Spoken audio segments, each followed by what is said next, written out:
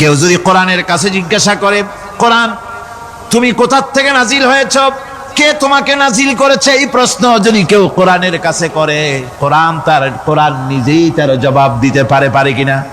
কোরআন নিজেই বলে, তানজিলাম মিম্মান খালাকাল আরদা ওয়াস সামাওয়াতিল উলা। এ কোরআন নাজিল করেছেন তিনি, যিনি ওই সুউচ্চ আকাশ আর জমিনকে যিনি সৃষ্টি করেছেন, সেই আল্লাহ আমারে নাজিল করেছেন। কোরআনের কাছে কেউ যদি প্রশ্ন করে, ও কোরআন, এই পৃথিবীতে নাজিল হওয়ার আগে তুমি কোথায় ছিলে, কেউ যদি প্রশ্ন করে, কোরআনে কারীম নিজে নিজের পরিচয় শোনায়, আমি কোথায় ছিলাম শোনো, বাল হুয়া কুরআনুম মাজিদুন ফি লাউহিম মাহফুজ। বরং এই কিতাব অতীব মর্যাদা সম্পন্ন সুরক্ষিত ফলকে লিপিবদ্ধ ছিল, আমি ছিলাম লৌহে মাহফুজে, সেখান থেকে এসেছি। যদি কেউ প্রশ্ন করে, কোরআন কি, কোরআন তুমি কার উপরে অবতীর্ণ হয়েছ, জবাব কোরআন নিজেই দেয়, ওয়া আমিনু বিমা নুজিলা আলা মুহাম্মাদ ওয়া হুয়াল হাক্কু মির রাব্বিহিম। ঈমান আনো সেই জিনিসের উপরে যেটা মুহাম্মদ সাল্লাল্লাহু আলাইহি ওয়াসাল্লামের উপর অবতীর্ণ হয়েছে। আবার অন্য আয়াতেও জবাব পাওয়া যায়, তাবারাকাল্লাযী নাযালাল ফুরকানা আলা আবদিহি লিয়াকুনা লিল আলামিনা নাযীরা। অতীব বরকতপূর্ণ মহান সত্তা সেই আল্লাহ রাব্বুল আলামিন, যিনি তার বান্দার পরে ফুরকান অবতীর্ণ করেছেন। সুবহানাল্লাহি বিহামদি। কোরআনের নাম আমি বলেছিলাম শুধু কোরআন নয়, অনেক নাম আছে। কোরআনের আরেক নাম ফুরকান। কোরআনের আরেক নাম কি?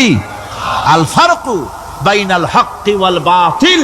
কোরআন হচ্ছে সেই মহাসত্য যা মিথ্যা এবং সত্যের মধ্যে পার্থক্য সূচিত করে, মঙ্গল এবং অমঙ্গলের মধ্যে পার্থক্য সৃষ্টি করে, যা সত্য এবং মিথ্যার মধ্যে তাফরিকা সৃষ্টি করে, সত্যকে মানুষকে বুঝিয়ে দেয়, তার নাম হচ্ছে ফুরকান। এবার যদি প্রশ্ন করা হয়, ও কোরআন, বুঝলাম তুমি লৌহে মাহফুজে ছিলে, বুঝলাম তুমি নবীজির উপরে নাজিল হয়েছো, এবার বলো তুমি কোন মাসে নাজিল হয়েছো, তুমি তো আসছিলা প্রথম কোন মাসে নাজিল হয়েছো, এ প্রশ্ন যদি কেউ করে, কোরআন তার জবাবে বলবে, শাহরু রমাদানাল্লাযী উনজিলা ফীহিল কুরআন। রমজানের পবিত্র মাসে আমি অবতীর্ণ হয়েছি। সুবহানাল্লাহ। যদি প্রশ্ন করা হয়, রমজানে তো আসছো, কিন্তু প্রথম নাজিল হয়েছিল কোন সময়, ওটা কি দিন ছিল না রাত ছিল? কোরআন তার জবাবে বলে, ইন্না আনজালনাহু ফি লাইলাতিল কদর। কদরের পবিত্র রাতে আমি এই পৃথিবীতে আমার আগমন ঘটেছিল। যদি প্রশ্ন করা হয়, বুঝলাম সবই, কেন নাজিল হয়েছে তুমি, এই পৃথিবীতে তোমার আসার উদ্দেশ্য কি, মূল কাজটা কি, এই প্রশ্ন যদি করা হয়, কোরআনে কারীম তার জবাবে বলে, শোনো কেন এসেছি, লিতুখরিজান নাসা মিনাজ যুলুমাতি ইলান নূর। আমার মিশন হচ্ছে গোটা বিশ্ব মানবতাকে পঞ্জীভূত জমাট বাঁধা অন্ধকারের ভেতর থেকে টেনে বের করে আলোর সন্ধান দিতে, আলোর দিকে আনার জন্য আমি কোরআন নাজিল হয়েছি। গোটা পৃথিবীর মানুষ আছে অন্ধকারের ভিতরে। কিসের মধ্যে? অন্ধকার কি? অন্ধকার হচ্ছে পুঁজিবাদ, অন্ধকার সমাজতন্ত্র, অন্ধকার ধর্ম নিরপেক্ষতাবাদ, অন্ধকার জাতীয়তাবাদ। মানুষের তৈরি করা যত মতবাদ সব কি? জোরে কোন, সবগুলি কি? অন্ধকার। আজকে আসার সময় দেখলাম দেওয়ালে লেখা, সমাজতন্ত্র আমরা প্রতিষ্ঠা করে ছাড়বো। চিন্তা করলাম, যারা লিখছেন তারা কি পাগল না ছাগল? কি আশ্চর্য কথা! যেই মতবাদ পৃথিবীর মাটি থেকে যে করেছে, এই মতবাদ সেই দেশের লোকেরা ঠাটা মেরে তাদের দেশ থেকে বিদায় করে দিল, তাদের কাছে তোলাল হাতি বিদায় করে দিল, ছিন্ন ভিন্ন করে জুতার তলে শেষ করে দিল। তৈরি করা শত সহস্র বিলিয়ন বইগুলি আগুন জ্বালিয়ে দিল।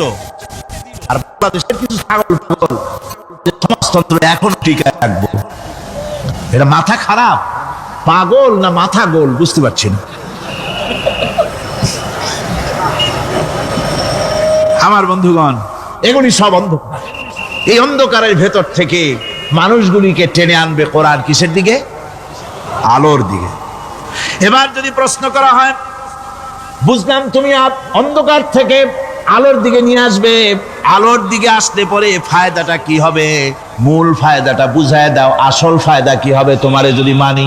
কোরআন তার জবাব দেয়, নিজের পরিচয় নিজে তুলে ধরে, ফামান তাবিআ হুদায়া ফালা খাউফুন আলাইহিম ওয়ালা হুম ইয়াহজানুন। এই কোরআনকে যদি মেনে চলো, এই কোরআনের আইন যদি মানো, সমাজে মানো, ব্যক্তিতে মানো, পরিবারে মানে, রাষ্ট্রে মানো, জীবনের সব ক্ষেত্রে সমস্ত জায়গায় যদি এই কোরআনকে মেনে চলো, ফালা খাউফুন আলাইহিম, তাহলে তোমাদের কোনো ভয় থাকবে না, ওয়ালা হুম ইয়াহজানুন, কোনো চিন্তাও থাকবে না। কিসের ভয় থাকবে না? কোরআনের আইন মেনে যদি চলো সমাজে ও রাষ্ট্রে, চুরির ভয়, ডাকাতির ভয়, জিনার ভয়, হত্যার ভয়, সন্ত্রাসের ভয়, কোনো ভয় থাকবে না। ওয়ালা হুম ইয়াহজানুন, চিন্তাও থাকবে না। খাওয়া পড়া, শিক্ষা, চিকিৎসা, বাসস্থান, এগুলির কোনো চিন্তা থাকবে না। কোরআনের সমাজে সব কিছুর গ্যারান্টি দেওয়া হবে, সবগুলি পেয়ে যাবে। এখন যদি আবার প্রশ্ন করা হয়, কোরআন বুঝলাম তোমারে মানলে পরে সব ফায়দা হবে, তাহলে এবার জবাব দাও, তোমার ভিতরে কি রাজনীতি আছে নাকি? আমি তো মানুষ, আমার রাজনীতি করা লাগে। Man is social animal.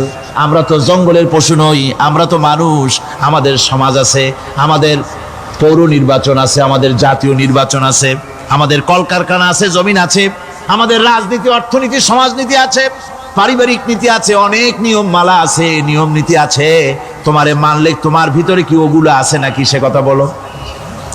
কোরআন তার জবাবে বলে, وَنَزَّلْنَا عَلَيْكَ الْكِتَابَ تِبْيَانًا لِكُلِّ شَيْءٍ وَهُدًى وَرَحْمَةً وَبُشْرَى لِلْمُسْلِمِينَ। কোরআন জবাবে বলে, শুনে রাখো, শুধু অর্থনীতি, সমাজনীতি নয়, শুধু রাজনীতি আর শিক্ষানীতি, যুদ্ধনীতি নয়, তোমার জীবনে যা কিছু দরকার, ইহকালে যা কিছু দরকার, পরকালে, সব কথাগুলি আল্লাহ রব্বুল আলামিন আমি কোরআনের সিনার ভিতরে খুলে খুলে বর্ণনা করে দিয়েছেন। সব কথা এ কোরআনে কারীমের ভিতরে রয়েছে। তোমার এমন কোনো জিনিস নাই যা তুমি কোরআনে কারীমের মধ্যে পাবে না। তোমার সমস্ত প্রয়োজন আমার বুকের মধ্যে আল্লাহ দিয়ে দিয়েছেন। বিজ্ঞান আছে, দর্শন আছে, ইতিহাস আছে, সব আছে এর মধ্যে। তবে কোরআনের মধ্যে বিজ্ঞান আছে বলে আমি এটাকে বিজ্ঞানের কিতাব বলবো না, দর্শন আছে বলে দর্শনের কিতাব আমি বলবো না, রাজনীতি আছে বলে কোরআনকে আমি রাজনীতির কোনো কিতাব বলবো না। কোরআন তাহলে কি? কোরআন হচ্ছে অর্থনীতি, সমাজনীতি, রাজনীতি, পারিবারিক নীতি, মানুষের জীবনের যা কিছু প্রয়োজন, সমস্ত নীতিমালার নীতি গ্রন্থের নাম হতেছে কোরআনে কারীম। সমস্ত নীতিমালার নীতি গ্রন্থ কোরআন।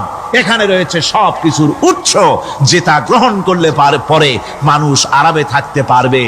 অমুসলিম নাগরিক বৃন্দ তাদের নাগরিক মর্যাদা পাবে। মুসলমান, কৃষক, নারী, চিকিৎসা, কৃষিবিদ, সাধারণ মানুষ, রং, বর্ণ, ভাষা নির্বিশেষে গোটা মানব সভ্যতা আরামে বাস করতে পারবে। পশু পাখিও আরামে থাকবে, গাছপালাও আরামে থাকবে, যেহেতু নির্দেশ হয়েছে বিনা প্রয়োজনে গাছের পাতাটিও ছিল না।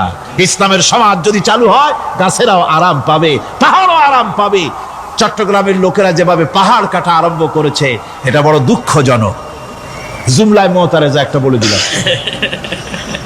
অপ্রাসঙ্গিক হলেও জরুরি কথা। আপনারা পাহাড় কাটতেছেন না, আপনাদের নিজেদের পায়ে নিজেরা কুড়াল মারতেছেন। খবরদার পাহাড় কাটবেন না। আল্লাহর প্রকৃতির ভারসাম্য আপনারা নষ্ট করছেন বলে ওজোন স্তরে ফাটল ধরেছে। তা রিপেয়ার করার জন্য আজকে বিশ্বের সব বিজ্ঞানীরা হতাশ হয়ে গিয়েছে, পাগল হয়ে গেছে। কেমনে এই ওজোন স্তরের ফাটলকে রিপেয়ার করব? ওজোন স্তরটা কি? ওজোন স্তর হচ্ছে, সুবহানাল্লাহ, আল্লাহর যে কত দয়া। সূর্য, সেই সূর্যের রয়েছে আলট্রা ভায়োলেট রে, যাকে বাংলায় বলা হয় অতি বেগুনি রশ্মি। যে রশ্মিটা সৃষ্টি জগতে যদি আসে আর তা যদি কোনো প্রাণীর শরীরকে টাচ করে, তাহলে সমস্ত প্রাণী ক্যান্সার হয়ে, এক্সিমা হয়ে, বিখাউজ হয়ে, অ্যাজমা হয়ে সমস্ত প্রাণী মরে যাবে, কেউ বাঁচবে না। মারাত্মক রশ্মি, সেই রশ্মিটা যাতে সৃষ্টি জগৎকে টাচ করতে না পারে সেজন্য আল্লাহ পাক একটা ওজনের স্তর তৈরি করেছেন, ওখানে এসে ওটা বাধাপ্রাপ্ত হয়, পৃথিবীর মাটিতে আসে না। যা কিছু পৃথিবীর মানুষের জন্য, পৃথিবীর জন্য কল্যাণকর, সেগুলি সূর্য থেকে আসতে থাকে। সুবহানাল্লাহ ওয়া বিহামদিহি। যেটা ক্ষতিকর সেটা আল্লাহ পাক আটকায় রাখেন। এখন সেই ওজোন স্তরে ফাটল ধরলো। কেমনে ফাটল ধরলো? ফাটল আপনি আমি ধরাইছি। আপনি বলবেন যেটা কেমন কথা, আমি তো ওইখানে যাই নাই, আমি ফাটল ধরাইলাম কেমনে? ওই যে সেই আপনার প্রাইমারি স্কুলে ভিজিট করতে গিয়েছিলেন ইন্সপেক্টর, তারপরে প্রাইমারি না হাই স্কুল ভিজিট করতে গেছে, যায়া জিজ্ঞেস করছে ছেলেরা কি পড়ছো? বল ইতিহাস। ঠিক আছে, ইতিহাস থেকেই প্রশ্ন করব, বলো তো চীনের প্রাচীর কে ভেঙেছে? ছেলেরা জবাব দিচ্ছে না। তুমি বলো, তুমি বলো। কেউ বলছে না। বেঞ্চের কোনা যে ছেলেটি, সে বলছে সর্বনাশ, কেউ যখন স্বীকার করে না, এটা তো আমার মাথায় আসবে। সব শেষ ইন্সপেক্টর তাকে বলছে তুমি বলো তো কে ভেঙেছে চীনের প্রাচীর? কয় স্যার, গ্রামে আমার দুষ্টমির যথেষ্ট বদনাম আছে, কিন্তু চীনের প্রাচীর ভাঙার মতো দুষ্কর্ম আমি করি নাই। ইন্সপেক্টর খুব রেগে গেলেন, মাস্টারের দিকে তাকালেন, এই বুঝি আপনার ইতিহাস পড়ানো? মাস্টার ইন্সপেক্টরের বিরক্তি ভরা মুখ দেখে বলছেন স্যার রাগ করবেন না, এসব ছাত্র তো আমার, ওদের অবস্থা তো আমি জানি, আপনি আসছেন ঢাকা থেকে, আপনি জানবেন কি? আমি হলপ করে বলতে পারি আমার ক্লাসের কোন ছাত্র চীনের প্রাচীর ভাঙে নাই। ইন্সপেক্টর রাগ হইয়া চলে গেছে হেডমাস্টারের রুমে, যায় বলছে যে আমি আপনার স্কুলের গ্রান্টকে আমি নাকচ করে দেব, মঞ্জুরি আমি ক্যান্সেল করে দেব। কেন? এই অবস্থা। হেডমাস্টার বলছে স্যার রাগ করবেন না, আপনার জন্য কিছু টাকা পয়সাও রাখছি হাদিয়া, বড় একটা চর্বিযুক্ত খাসিও জবাহ করা হয়েছে, পুকুর থেকে রুই মাছ তোলা হয়েছে। তারপরেও আমার ছাত্ররা, টিচাররা বলার পরেও যদি আপনার সন্দেহ হয়ে থাকে যে আমার ছাত্ররাই ভাঙছে, তো ওই আপনি অসন্তুষ্ট হবেন না, রাগ করবেন না স্যার, ওই প্রাচীর ভাঙতে যা খরচ লাগে আমি কিছু খরচ দেবো, তো আপনি রাগ করেন না। এখন চিন্তা করেন, স্কুলের ছাত্র থেকে শুরু করে হেডমাস্টার পর্যন্ত জ্ঞানের বহর। তো বলতেছিলাম আপনি আমি ওজন স্তরে ফাটল ধরিয়েছি, তার অর্থ এই নয় যে আপনারা গিয়ে ওখানে কুড়াল মারিয়ে ওটারে ভাঙছেন। তাহলে ওটা কি হয়েছে? কোরআনে কারীমে রব্বুল আলামিন বলেন ওয়ামা আসাবাকুম মিন মুসিবাতিন ফাবিমা কাসাবাত আইদিকুম ওয়া ইয়াফু আন কাসীর। যত বিপদ তোমাদের উপর আরোপিত হয়, সমস্ত বিপদ তোমাদের দুই হাতের কামাই করা। কে বলছেন? আল্লাহ পাক। ওজন স্তরে ফাটল ধরেছে, এটা বিপদ, বিশ্বের সমস্ত মানব সভ্যতা সৃষ্টি জগতের জন্য বিপদ। এই বিপদের জন্য দায়ী পৃথিবীর মানুষ। কিরকম? সেটা হচ্ছে গাড়ির পেছন থেকে যে কালো ধোঁয়া বের হয়, কল কারখানার চিমনি থেকে যে কালো ধোঁয়া বের হয়, এই কালো ধোঁয়াগুলি, তারপরে সমস্ত কেমিক্যাল উইপেন সেগুলি যে টেস্ট করা হয়, তার রিয়াকশন ইত্যাদি, এই কালো ধোঁয়া এবং সমস্ত মারণাস্ত্রগুলি এক্সপেরিমেন্ট করার সমস্ত এই রিয়াকশনগুলি সবগুলি গিয়ে ওই ওজন স্তরে ফাটল ধরিয়ে দিয়েছে। আস্তে করে পাতলা হয়ে এটা ফেটে গিয়েছে, অতি বেগুনি রশ্মি আসা শুরু করেছে। এটাকে বন্ধ করার জন্য বিজ্ঞানীরা আজ মরিয়া হয়ে গিয়েছে। ইনশাআল্লাহ আল্লাহ পাক তার বিজ্ঞানীদের মানুষের মাথায় বুদ্ধি এনে দিবেন, রিপেয়ারও হয়ে যাবে ইনশাআল্লাহ। সবাই বলেন ইনশাআল্লাহ। তাহলে বললাম কেন এ কথাটা? এই জন্য বললাম যে কোরআনে কারীমের মধ্যে আল্লাহ রাব্বুল আলামিন সব কথা বলে দিয়েছেন, কোনো কথা বাদ রাখেন নাই। পাহাড়গুলি ভেঙে আমরা ক্ষতি করতেছি, গাছগুলি কেটে আমরা ক্ষতি করতেছি, প্রকৃতির ভারসাম্য নষ্ট করে দিচ্ছি, ফলে সমুদ্রের পানি স্ফীত হচ্ছে, ভূমিকম্প বাড়তেছে, ঘূর্ণিঝড় হচ্ছে, টর্নেডো হচ্ছে, পৃথিবী বিধ্বস্ত হয়ে যাচ্ছে, ক্লাইমেটের পরিবর্তন আসছে। আজ তুমি উপস্থিত ছিলে না, এই ঘটনা ওহীর মাধ্যমে আমি জানালাম। মুসা আলাইহিস সালামকে যখন ফেরাউন দরিয়ার ভিতরে ফেলে দিল, সেই সময় তুমি সিনাই পর্বতের পাশে দাঁড়িয়ে সব দৃশ্য লক্ষ্য করনি, অথচ আমি ওহীর মাধ্যমে সব তোমাকে খুলে খুলে বলে দিয়েছি। আল্লাহ পাক সমস্ত ঘটনাগুলিকে বলে বলে কোরআন শরীফের মধ্যে সব সাজিয়ে দিলেন, বলে দিলেন। তিনি বললেন ওয়ামা কুনতা বিজানিবিল গারবি ইয কাদাইনা ইলা মূসাল আমরা ওয়ামা কুনতা মিনাশ শাহিদিন। ফিরআউন যে মুসার সঙ্গে যে ব্যবহারটা করলো, এ সময় সেখানে তুমি উপস্থিত ছিলে না, আমি ওহীর মাধ্যমে তোমাকে তা জানিয়েছি। كذلك نقص عليك من أنباء ما قد سبق وقد آتيناك من لدنا ذكرا।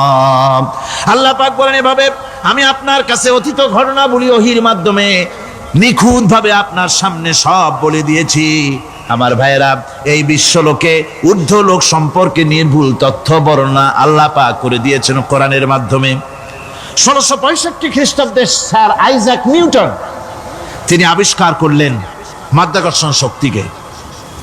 এই মাধ্যাকর্ষণ শক্তি, ল অফ গ্র্যাভিটেশন, এ সম্পর্কে মানুষের এই থেকে কিছু জানলো, কিন্তু আজ থেকে 1400 বছর আগে আল্লাহ রাব্বুল আলামিন তার উম্মি নবী, যিনি কোনো বিজ্ঞানাগারে লেখাপড়া করেন নাই, কোনো সায়েন্স রিসার্চ করেননি, যিনি কোনো কলেজ ইউনিভার্সিটিতে পড়াশোনা করেননি, তার মাধ্যমে জানিয়েছেন মাধ্যাকর্ষণ শক্তির কথা। কোরআন বলছে, ইন্নাল্লাহা ইউমসিকুস সামাওয়াতি ওয়াল আরদা আন তাজুলা। এই পৃথিবী এবং সমস্ত গ্রহ উপগ্রহকে আল্লাহ পাক বলছেন, আমি এমন এক শক্তি দিয়েছি যে শক্তির মাধ্যমে একটা আরেকটাকে আকর্ষণ করে রাখছে। এই পৃথিবীতে মাধ্যাকর্ষণ শক্তি শুধু পৃথিবীর নাই, সূর্যের আছে, মঙ্গলের আছে, নেপচুনের আছে, ইউরেনাসের আছে, বৃহস্পতির আছে। প্রত্যেকটি গ্রহের আলাদা আলাদা মাধ্যাকর্ষণ শক্তি আছে, আর এই শক্তির বলে একটা আরেকটাকে টেনে ধরছে, যাতে করে বিচ্ছিন্ন হয়ে না যায়, যাতে করে ধ্বংসপ্রাপ্ত না হয়। এগুলি আল্লাহ পাক এই তথ্যগুলি কোরআনে কারীমের মধ্যে বলেছেন। ফলে মরিস বুকাইলির মতো লোক, যিনি ফরাসি দার্শনিক, তিনি বলেছেন দুনিয়ার সমস্ত বিজ্ঞানীদের থিওরি হচ্ছে এই যে বিজ্ঞানের কোনো থিওরি ফাইনাল নয়। আজ একটা হচ্ছে, কাল সেটাকে পরিবর্তন করে নতুন আরেক থিওরি আসতেছে। কিন্তু কোরআনে কারীমের মধ্যে আমি, কে বলতেছেন কথা? না না না, মরিস বুকাইলি বলছেন, কোরআন শরীফের ভিতরে আমি যে বিজ্ঞানের তথ্য পেয়েছি, থিওরি পেয়েছি, তার কোনো পরিবর্তন আজও হয় নাই, ভবিষ্যতেও হওয়ার কোনো সম্ভাবনা নাই। মরিস বুকাইলি মনে করেছিলেন বেদ আর বাইবেলে যেমন ভুল আছে, কোরআন শরীফে ওই রকম ভুল আছে, নাউজুবিল্লাহ। সেই জন্য তিনি আরবি শিখলেন কোরআন বোঝার জন্য, ভুল ধরার জন্য। কোরআন শিখলেন কি জন্যে? ভুল ধরার জন্য।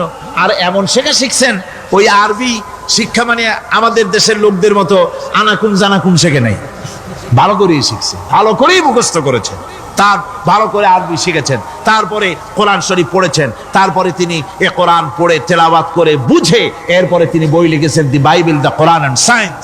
এই বইয়ের মধ্যে তিনি পরিষ্কার লিখেছেন, কোরআন পড়লাম, এর ভিতরে একটা নকতা দেওয়ার, একটা কলমের ফোঁটা দেওয়ার জায়গা কারো নাই। কোরআন নিঃসন্দেহে মহান স্রষ্টা আল্লাহ রাব্বুল আলামিনের মানুষের বানানো কিতাব, এটা হতে পারে না। সুতরাং কোরআন শরীফের মধ্যে আল্লাহ পাক সব কথা বলে দিয়েছেন। বিজ্ঞানের সাথে কিন্তু কোরআনের সংঘর্ষ নাই। অনেকে মনে করে যে বিজ্ঞান আর কোরআন এর মধ্যে বিরাট সংঘর্ষ। না, বিরাট সংঘর্ষ নয়, দুই একটা পয়েন্টে সংঘর্ষ থাকতে পারে। অধিকাংশ ব্যাপারই বিজ্ঞান, আমি মনে করি বিজ্ঞানের আবিষ্কার যত বাড়বে, কোরআন বোঝা মানুষের জন্য তত সহজ হবে। এটা আমার ধারণা, এটা আমার ধারণা। বিজ্ঞানের সাথে দুই একটা পয়েন্টের উপরে সংঘর্ষ আছে, যেমন চন্দ্র এবং সূর্য সম্পর্কে, সৌরজগৎ সম্পর্কে Copernicus, Kepler, Galileo, Newton, Einstein মহাশূন্য সম্পর্কে যে সব বক্তব্য রেখেছেন, সেসব বক্তব্যের সাথে কোরআন শরীফের কিছুটা বৈপরীত্য রয়েছে। যেমন কেউ বলেছেন সূর্য ঘোরে, পৃথিবী স্থির, কেউ বলে সূর্যের চতুর্দিকে পৃথিবী ঘোরে, কেউ কয় চন্দ্র ঘোরে, কেউ কয় আমরা কি আর বসে থাকি, আমরাও ঘুরি। কিন্তু আসলে ঘোরেটাকে কে ঘোরে, এ ফয়সালা কে দেবে? কে দিবে বলুন তো? হ্যাঁ, ঠিক বলেছেন, আল্লাহই দিবেন, কারণ এগুলি সৃষ্টি করেছেন কে? এবার শুনুন, এই বিতর্কের মীমাংসা আল্লাহ পাক করছেন কোরআনে কারিমে বহু আগে। গ্যালিলিও, কেপলার, কোপারনিকাস এদের বলার অনেক আগে বিশ্বনবী জনাবে মুহাম্মদ রাসূলুল্লাহ সাল্লাল্লাহু আলাইহি ওয়াসাল্লাম তিনি বলে দিয়েছেন, আল্লাহর কথা তিনি বলেছেন, লা শামসু ينبغي لها أن تدرك القمر ولا الليل سابق النهار وكل في فلك يسبحون প্রবল জ্ঞানী হইবে যাহারা আপন মনেতে বুঝিবে তাহারা রাত্রি পারে না আগে যাইবার দিনের স্থান করি অধিকার চন্দ্র বাজে না সূর্যের গায়েতে সূর্য পারে না চন্দ্রকে ধরিতে যার যে স্থান বহাল রাখিয়া ভ্রমণ করিছে খোদাকে ডরিয়া আল্লাহ রাব্বুল আলামিনকে ভয় করে সব ঘুরছে চাঁদও ঘোরে সূর্য ঘোরে মঙ্গল ঘোরে ইউরেনাস ঘোরে বৃহস্পতি ঘোরে পৃথিবীও ঘোরে সব ঘুরছে তো ঘুরছেই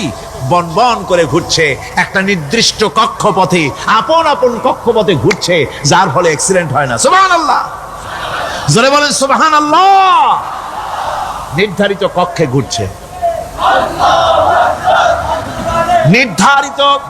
নির্ধারিত কক্ষে ঘুরছে এর কক্ষগুলি আল্লাহ পাক ঠিক করে দিয়েছেন সেই কক্ষে ঘুরতেছে একে অপরের পথ অতিক্রম করতেছে না আবার ওই মহাশূন্যের ভেতরে রয়েছে ব্ল্যাক হোল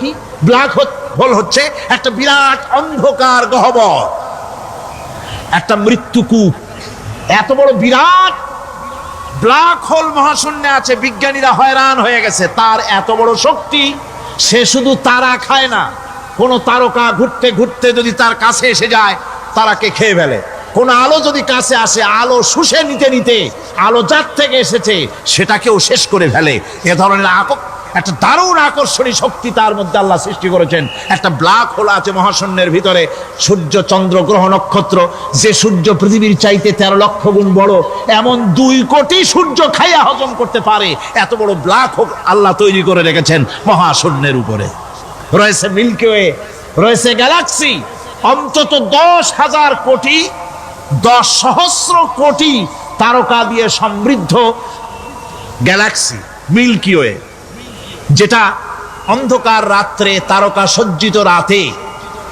উত্তর দক্ষিণ দিকে টানা একটা পথের মতো দেখা যায় এটা হচ্ছে গ্যালাক্সি এইটাকে বলা হয় মিল্কি ওয়ে এটা হচ্ছে ছায়াপথ অসংখ্য তারকা এর মধ্যে রয়েছে কত বড় বড় তারকা অনেক দূরে তাই আমরা দেখি বিন্দু বিন্দু আসলে কি বিন্দু না কত বড় জানেন বিজ্ঞানীরা বলেছেন দৈত্যের মতো বিরাট বিরাট তারকা আছে যে সূর্য পৃথিবীর চাইতে 13 লক্ষ গুণ বড় এরকমের সূর্যের অন্তত 3 কোটি সূর্য খাইয়া হজম করতে পারে এরকম অসংখ্য তারকা মিল্কি ওয়ের ভিতরে আল্লাহ সৃষ্টি করেছেন সুবহানাল্লাহ বিহামদিহি সুবহানাল্লাহ আর মানুষ লাফায় 4 আঙ্গুল মানুষ খালি লাফ দেয় মোষ কতগুলো রাখিয়া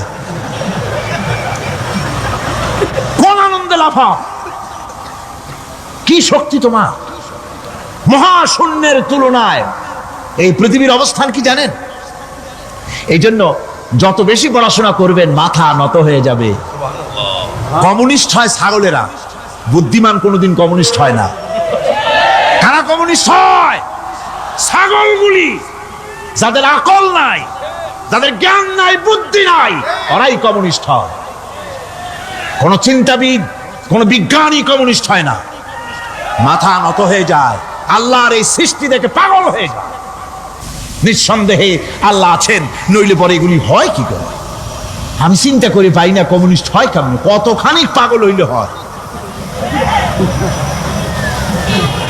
ছোট্ট একটা রুমাল দেখলে মনে করি কোন তাঁতি এটারে বানাইছে একটা এই কি জানি কয় মাইক দেখলে মনে করি কেউ এটাকে বানাইছে টেবিল দেখলে মনে করি কেউ বানাইছে ফ্রিজ দেখলে মনে করি বানাইছে কেউ একটা সুই দেখলে মনে করি কেউ এটাকে বানাইছে আর এই বিশাল পৃথিবী ওই বিশাল আকাশ কমিউনিস্টরা কয় এমনি এমনি হয়েছে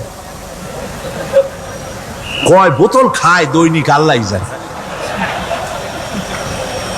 আমার বন্ধুগণ মাথা নত হয়ে আসবে চিন্তা করলে কি বিশাল সৃষ্টি আল্লাহ পাকের এই ছায়াপথ এই গ্যালাক্সি এর তুলনায় পৃথিবীর অবস্থান কোথায় পৃথিবীর অবস্থানটা হচ্ছে আমার হাতে এটা একটু কলম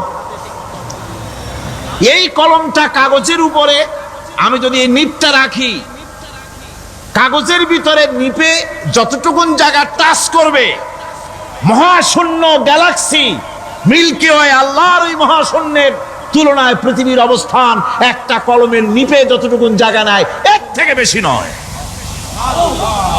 এই যদি হয় পৃথিবী, তাহলে সেই পৃথিবীর মানুষ আপনি কতটুকুন? সলিমুদ্দিন বসিরুদ্দিন খালি লাফা।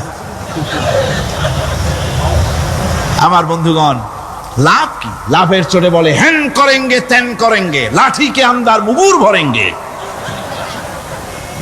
কয়েকদিন পর শোনা যায় শীত হয়ে পড়ছে, কিছু নাই। সুতরাং আল্লাহ পাকের অসীম সৃষ্টি জগৎ, এর সঙ্গে বিজ্ঞানের সংঘর্ষ কম, দুই একটা পয়েন্টে আছে। বাকি সবগুলিতে বিজ্ঞানের আবিষ্কার যত বাড়তেছে, আল্লাহরে চেনা, সৃষ্টি জগৎকে জানা মানুষের জন্য তত সহজ হচ্ছে।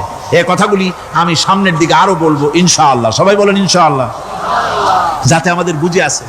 আর রহমান আল্লামাল কোরআন, কোরআন শিখিয়েছেন আমাদেরকে রহমান, এমন নিয়ামত দিয়েছেন যার মধ্যে সব আছে।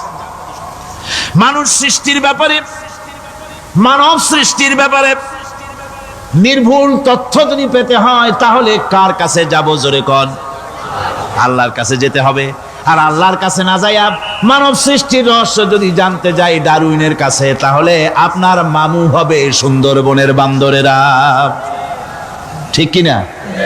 বান্দরেরা হবে মামু, শিম্পাঞ্জি ওরাং ওটাং হবে আপনার নানার দাদা। তার কারণ ডারউইন সাহেব বলেছেন মানুষ এর পূর্বপুরুষ হলো বাঁদর, শিম্পাঞ্জি, ওরাং ওটাং। এটা হলো তার থিওরি অফ ইভলিউশন। এই বিবর্তনবাদের থিওরি পেশ করতে গিয়ে তিনি বলেছেন মানুষ হলো বান্দরের জাত। আরে বেটা, তুই বান্দরের জাত। নিজের লেজ কাটিয়া সকলের লেজ কাটা আরম্ভ করতে যাচ্ছে। কি পাগলের পাগল, মানুষ হয়েছে বান্দরের জাত। আশ্চর্য কথা। কেমনে কইলে? তো বললো যে শিম্পাঞ্জি দেখছে, তো সে শিম্পাঞ্জি দেখে তার মনে হয়েছে যে মানুষ ওইরকমই তো দেখা যায়, তো মানুষ বুঝি বান্দর থেকেই আসছে। আমি বলি পৃথিবীতে এমন পাগল আমি কোনোদিন দেখিও নাই, শুনিও নাই যে কোনো পাগল পাবদা মাছ দেখে বলেছে যে এটা হচ্ছে বোয়াল মাছের পূর্বপুরুষ।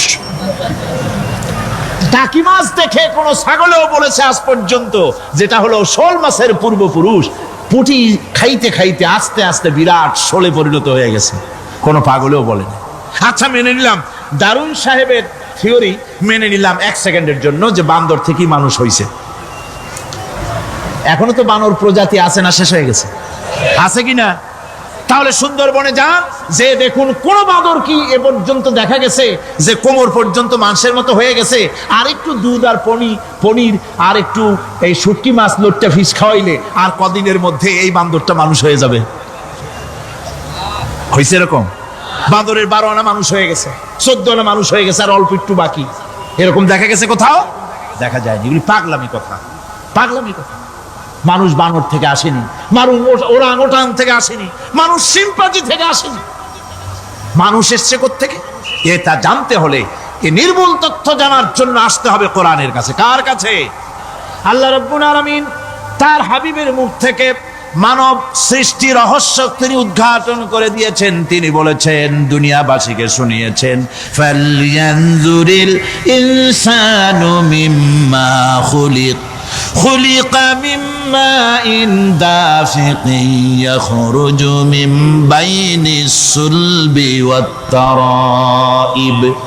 আল্লাহ পাক বলেন, মানুষ কি তার সৃষ্টি রহস্য দেখে না? কেমনে তাকে আমি সৃষ্টি করেছি? মায়ের বক্ষ পিঞ্জর থেকে, বাপের পৃষ্ঠ থেকে সবেগে নির্গত এক ফোঁটা নাপাক পানি দিয়ে আমি আল্লাহ মানুষকে সৃষ্টি করেছি। বান্দর থেকে নয়, ওরাংওটাং থেকে নয়, শিম্পাঞ্জি থেকে নয়। মানুষের অরিজিন মানুষ। আদম থেকে তোমরা জন্মগ্রহণ করেছো, আদম এসেছে মাটি থেকে, তোমরা এসেছো আদম থেকে। সুবহানাল্লাহ বিহামদি। এটাই হলো মানব সৃষ্টির রহস্যের কথা আল্লাহ পাক বলে দিয়েছেন। অন্যত্র আল্লাহ বলেন, ইন্না খালাকনাকুম মিন তুরাবিন সুম্মা মিন নুতফাতিন সুম্মা মিন আলাকাতিন সুম্মা মিন মুদগাহ। নিষ্প্রাণ মাটি থেকে তোমার উৎপত্তি হয়েছে, আর এই নিষ্প্রাণ মাটি দিয়ে তোমাকে তৈরি করা হয়েছে। এগুলি মাতৃগর্ভের ভিতরে গিয়া নাপাক পানি ফোঁটা জমাট রক্ত হয়েছে, গোশত হয়েছে, তারপরে মানুষের আকৃতি দিয়েছি, আর এরপরে বাচ্চার আকারে মায়ের পেট থেকে আমি আল্লাহ মানুষ করে তোমাকে বের করেছি। সুতরাং মানব সৃষ্টি রহস্যের কথা বিজ্ঞানের সাথে যেটা সাংঘর্ষিক হবে কোরআনের সাথে, আমরা সেটা মানতে পারি না। আমাদেরকে মানতে হবে মূল জ্ঞানের কিতাবটা। মূল জ্ঞানের কিতাব কোনটা? জোরে কোন তো কোনটা? কোরআন। এখানে সব কথা আল্লামাল কোরআন। কোরআন শিখিয়ে মানুষকে আল্লাহ পাক সবচাইতে বড় দয়া করেছেন, এর থেকে বড় দয়া আর হয় না। কোরআন শিখিয়েছেন আমাদের, যার মধ্যে সমস্ত তথ্যের কথা আল্লাহ পাক বলেছেন।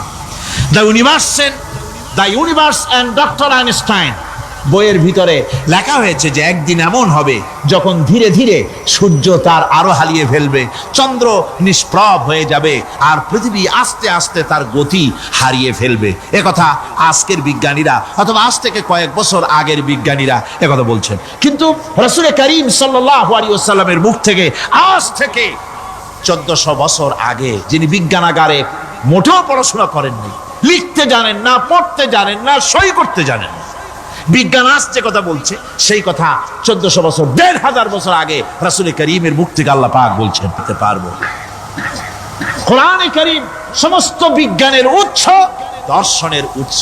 এইটা না জানলে কিছুই জানা হয় না, এটা জানা হলে সব জানা হয়। পণ্ডিত আপনার ডক্টর শহীদুল্লাহ, আল্লাহ জান্নাত নসিব করুন, সবাই বলুন আমিন।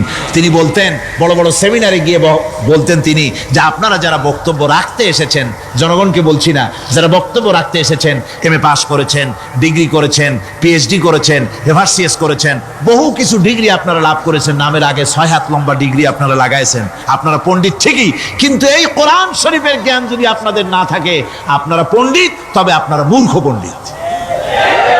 কি পণ্ডিত? কি পণ্ডিত? মূর্খ পণ্ডিত। ওরা বলে যে মৌলবীরা জানে কি, মৌলবীরা জানে কি? আরে ভাই, মৌলবীদের কাছে তো আসল জ্ঞান আছে, সুবহানাল্লাহ ওয়া বিহামদিহি, এখানে সবটা আছে। আপনারা এখানে আসেন, এটা বিশ্বাস করলে আপনি সবটা পেয়ে যাবেন। কোরআন বিশ্বাস করতে পারলে, কোরআন জানতে পারলে আপনি সব জানবেন। কোরআনে কারীমের মধ্যে আল্লাহ পাক কত কথা বলেছেন, এর মধ্যে আছে আল্লাহ পাক বলেছেন, আফালা ইয়ানজুরুনা ইলাল ইবিলি কাইফা খুলিকাত। এই যে আমি উটগুলোরে বানাইছি, কেমনে বানাইলাম তোমরা কি দেখছো? উট কেমনে বানিয়েছি? মুফাসসিরিনে কেরাম এর উপরে অনেক আলোচনা করেছেন। তারা বলেছেন যে উট মরুভূমির জাহাজ, তারপরে উটের পিঠে একটা চুট আছে, কোন উটের পিঠে 2টা চুট আছে, মাঝখানে বসে একটারে হেলান দিয়ে আর একটা ধরে বসা যায়।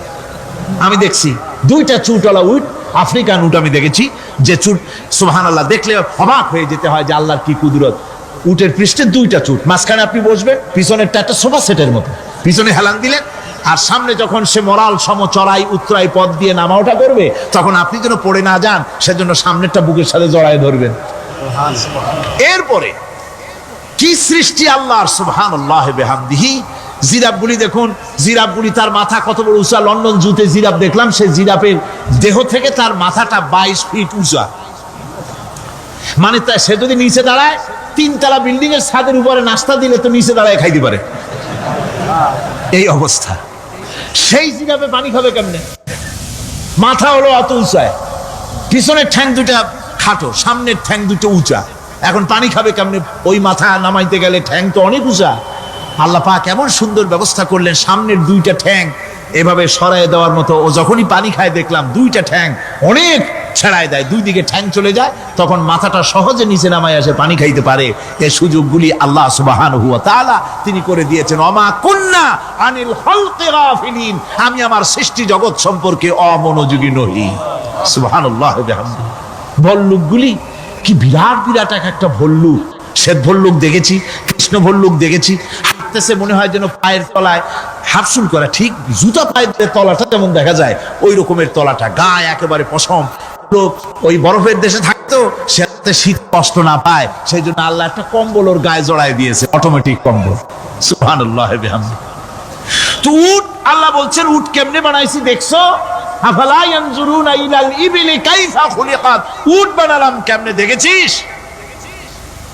মানুষ অবাক হলো, আল্লাহ এত কথা থুইয়া উটের কথা বলছেন, কারণ নানান রকম মানুষ বলল।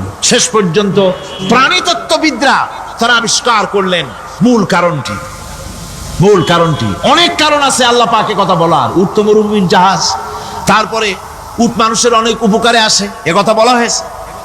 প্রাণীতত্ত্ববিদরা খুঁজে খুঁজে তারা দেখতে পেয়েছে যে উটকে জবাহ করে দেখা গেছে উট সমস্ত প্রাণী বাতাস থেকে অক্সিজেন যতটা গ্রহণ করে ততটা ছেড়ে যায়, যতটা গ্রহণ করে ততটা ছেড়ে যায়।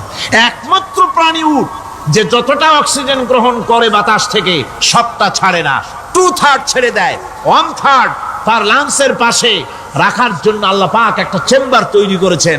ওই চেম্বারের ভিতরে 1/3 অক্সিজেন থেকে যায়, কারণ পানিও রেখে তার পানি রাখার জন্য রিজার্ভ ট্যাঙ্কি আছে, একটা ভেতরে একটা রিজার্ভ ট্যাঙ্কি আছে, অক্সিজেন রাখার একটা চেম্বার আছে।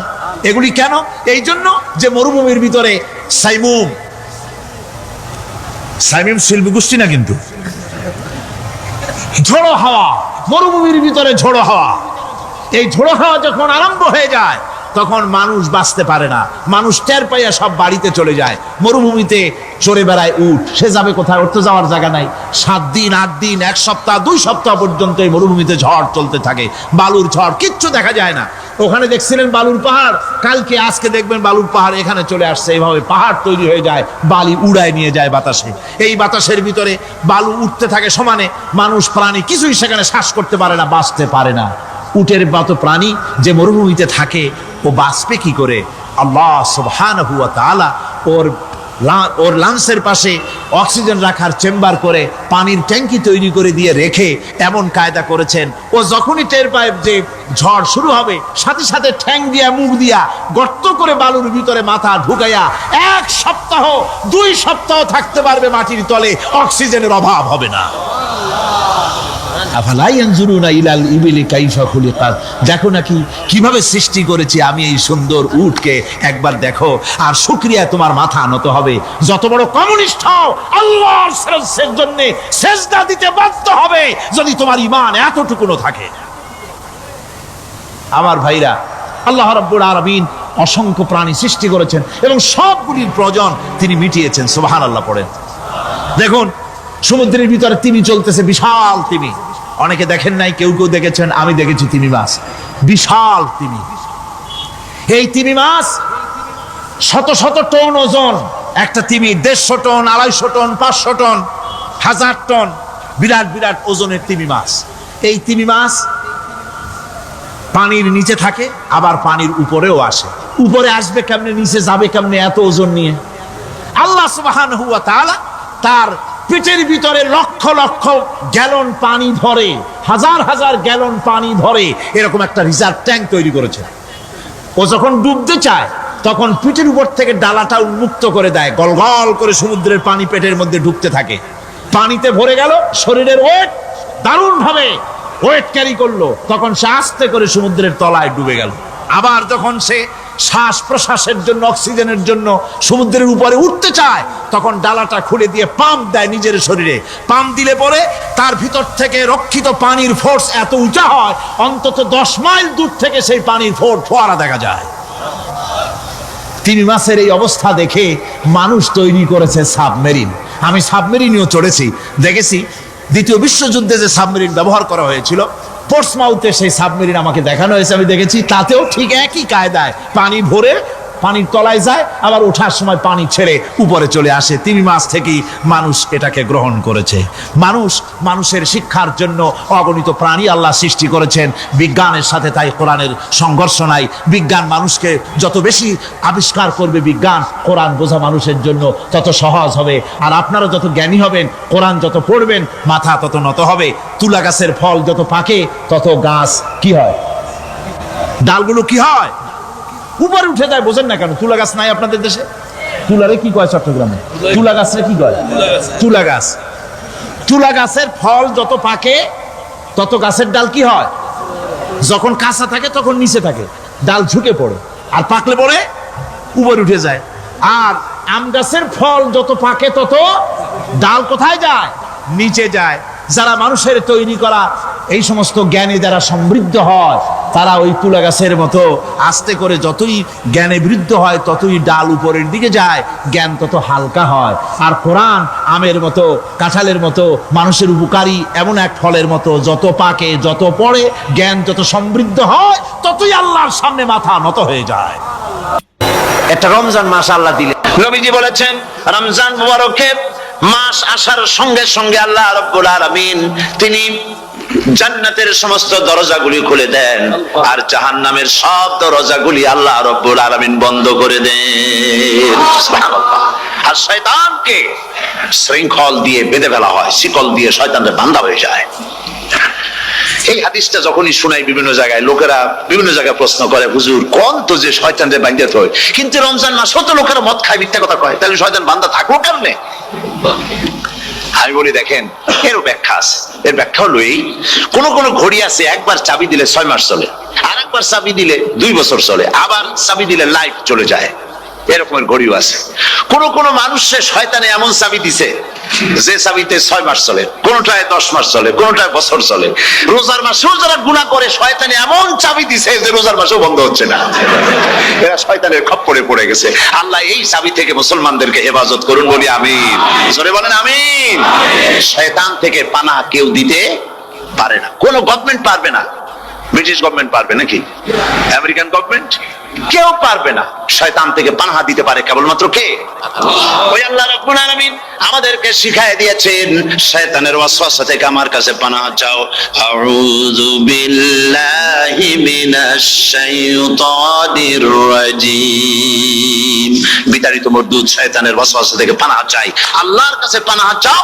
আল্লাহ পাক বলেন আমি পানাহ দিতে পারি শয়তানের ওয়াসওয়াসা থেকে। শয়তান থেকে আশ্রয় একমাত্র সিকিউরড, নিরাপত্তা পেয়েছেন আল্লাহর পয়গম্বরেরা। সুবহানাল্লাহ। আম্বিয়া আলাইহিমুস সালাম তারা আল্লাহ কর্তৃক নিয়ন্ত্রিত, শয়তানের ক্ষমতা নাই পয়গম্বরদের কাছে যাওয়া। চতুর সীমানার ভেতরে শয়তান প্রবেশ করে কোন নবীকে ওয়াসওয়াসা দিতে পারবে না, বলি সুবহানাল্লাহ। এই জন্য শয়তান থেকে বেঁচে যাওয়া, শয়তানের ওয়াসওয়াসা থেকে বাঁচা খুবই কঠিন। সেই জন্য আল্লাহ পাক বলছে শয়তানকে বেঁধে রাখা হয়, জান্নাতের সমস্ত দরজা খোলা, জাহান্নামের সমস্ত দরজা বন্ধ হয়ে যায়। এই নিয়ামতের মাস আমাদের সামনে। প্রত্যেকটি যখন কোন ওয়ার্কশপ হয়, তো ওয়ার্কশপের জন্য এক একটা কি বলে সিলেবাস থাকে। রমজান মুবারক একটা ওয়ার্কশপ। এই ওয়ার্কশপের মধ্যে একটা সিলেবাস আছে, সেই সিলেবাসের নাম হচ্ছে কোরআন। কোরআন কোরআন কোরআন নাজিলের মাসে আমরা কি কোরআন তেলাওয়াত করি? বলেন। রোজা হচ্ছে, হাদিস শরীফের মধ্যে বলা হয়েছে আস-সাওমু জুন্নাহ, রোজা হচ্ছে ঢাল। রোজা কি কন্ত? ঢাল। বোঝেন তো ঢাল কি? প্রোটেক্টর। আপনি যাদের ময়দানে, যুদ্ধের ময়দানে নিরাপত্তার জন্য, বাইরের থেকে আক্রমণকে ভিড়াবার জন্য কি ব্যবহার করেন? ঢাল ব্যবহার করেন। রোজা হচ্ছে ঢাল, শয়তানের সমস্ত আক্রমণ থেকে বাঁচার জন্য রোজা হচ্ছে ঢাল। রোজার দিনে কেউ যদি আপনার সাথে ঝগড়া করে, তাহলে রাসূল বলেছেন তুমি বলো, তুমি ঝগড়ায় প্রবৃত্ত হবে না। তোমার সাথে যদি কেউ ঝগড়া করে, তুমি বলবে ইন্নী সাইম, আমি রোজাদার। আমি তোমার মতো ঝগড়া করতে আমিও পারি, আমি তোমার মতো গালাগালি দিতে পারি, কিন্তু আমি দেব না, ঝগড়াও করব না, গালিও দেব না, মারামারিও করব না, কারণ আমি রোজাদার। সুবহানাল্লাহ। রোজা আপনাকে গুনাহ থেকে বাঁচায় দেবে। দেখেন রোজা কিভাবে গুনাহ থেকে বাঁচায়। মিথ্যেবাদী, মিথ্যেবাদী সারাক্ষণ মিথ্যে কথা বলে, কিন্তু রোজার মাস আসছে। এখন মিথ্যাবাদী যারা, তাদের ঘনিষ্ঠ লোকদের কাছে শুনেছি যে তারা বলে, যদি কোনো লোক দিনের বেলা আইসে যায় আর এমন কথা, যে কথা বলতে গেলে মিথ্যা বলা ছাড়া উপায় নাই তার জন্য, সে তখন বলে ভাই তুমি তো অসময় আসছো, এখন আমি খুব ব্যস্ত, আই এম ভেরি বিজি, তুমি রাত্রে আসো। কথা বুঝতে পেরেছেন তো? রোজা হচ্ছে কি? রোজাটা কি বলে? ঢাল। কোন মেয়ে লোকের দিকে চোখ পড়লো, আহা আমি তো রোজাদার, চোখকে সাথে সাথে নিচে নামায় ফেললো। গানের আওয়াজ আসলো, আমি তো রোজাদার, সে গানটা শুনলো না। কাজী সমস্ত গুনাহ থেকে বাঁচার জন্য রোজা একটা বিরাট হাতিয়ার। সুবহানাল্লাহ। এই মাসে আল্লাহ রাব্বুল আলামিন এই মাসটা, এই রোজাটা কেন দিয়েছেন? লাআল্লাকুম তাত্তাকুন, ইয়া আইয়ুহাল্লাযীনা আমানু কুতিবা আলাইকুমুস সিয়ামু কামা কুতিবা আলাল্লাযীনা মিন ক্বাবলিকুম লাআল্লাকুম তাত্তাকুন। হে বিশ্বাসীরা, তোমরা যারা ঈমান এনেছো, শোনো, আমি রোজাকে তোমাদের জন্য ফার্জ করেছি, যেমন করে ফার্জ করেছিলাম তোমাদের পূর্বপুরুষদের উপরে। রোজা শুধু আমাদের উপরে ফরজ হয়েছে তা না, আমাদের আগে যারা যেসব নবীরা আসছিলেন তাদের উপর রোজা কি ছিল? ফরজ ছিল। সুতরাং এই রোজা তোমাদের উপরে ফরজ। এই জন্য লাআল্লাকুম তাত্তাকুন, যাতে করে তোমরা কি হতে পারো? পরেজগার হতে পারো। কি হতে পারো? পরেজগার, মুত্তাকি হতে পারো, আল্লাহকে ভয় করতে পারো। একমাত্র আল্লাহর ভয় মানুষকে ভালো বানাতে পারে। একটা মানুষ জান্নাতে যাওয়ার জন্য, জাহান্নাম থেকে বাঁচার জন্য একটা জিনিস, কয়টা জিনিস বলেন?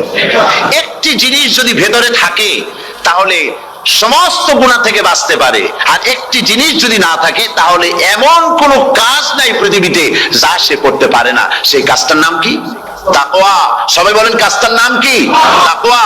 যদি ভেতরে আল্লাহ পাকের ভয় থাকে, রব্বুল আলামিন আমাকে দেখছেন, তিনি আমাকে শুনতেছেন, এই ভয় যদি অন্তঃকরণের ভিতরে থাকে, তাহলে এই লোকটি কোনো গুনাহের কাজ করতে পারবে না, মিথ্যা বলতে পারবে না, ওজনে কম দিতে পারবে না, খাদ্যে ভেজাল দিতে পারবে না, শয়তানি বদমাশি করতে পারবে না। আর যদি এই জিনিসটির অভাব থাকে, যদি তাকওয়া না থাকে, তাহলে সমস্ত অন্যায় কাজ সে করতে পারবে। এই জন্য আল্লাহ রাব্বুল আলামিন বলেন, রোজা এই জন্য দান করেছে যাতে করে, রোজার মাস এই জন্য দিলাম, লাআল্লাকুম তাত্তাকুন, তোমাদের ভিতরে তাকওয়ার সৃষ্টি হয়। এই ওয়াজ আমি আপনাদের সামনে অনেকবার করেছি। হযরত ওমর রাদিয়াল্লাহু তাআলা আনহু রাতের বেলায় ঘুরতে ঘুরতে দেখেন এক বাড়িতে আলো জ্বলছে, শেষ রাত। এই রাত্রে বাড়িতে আলো জ্বলে কেন? ভাবলেন কোনো অসুখ বিসুখ হলো নাকি।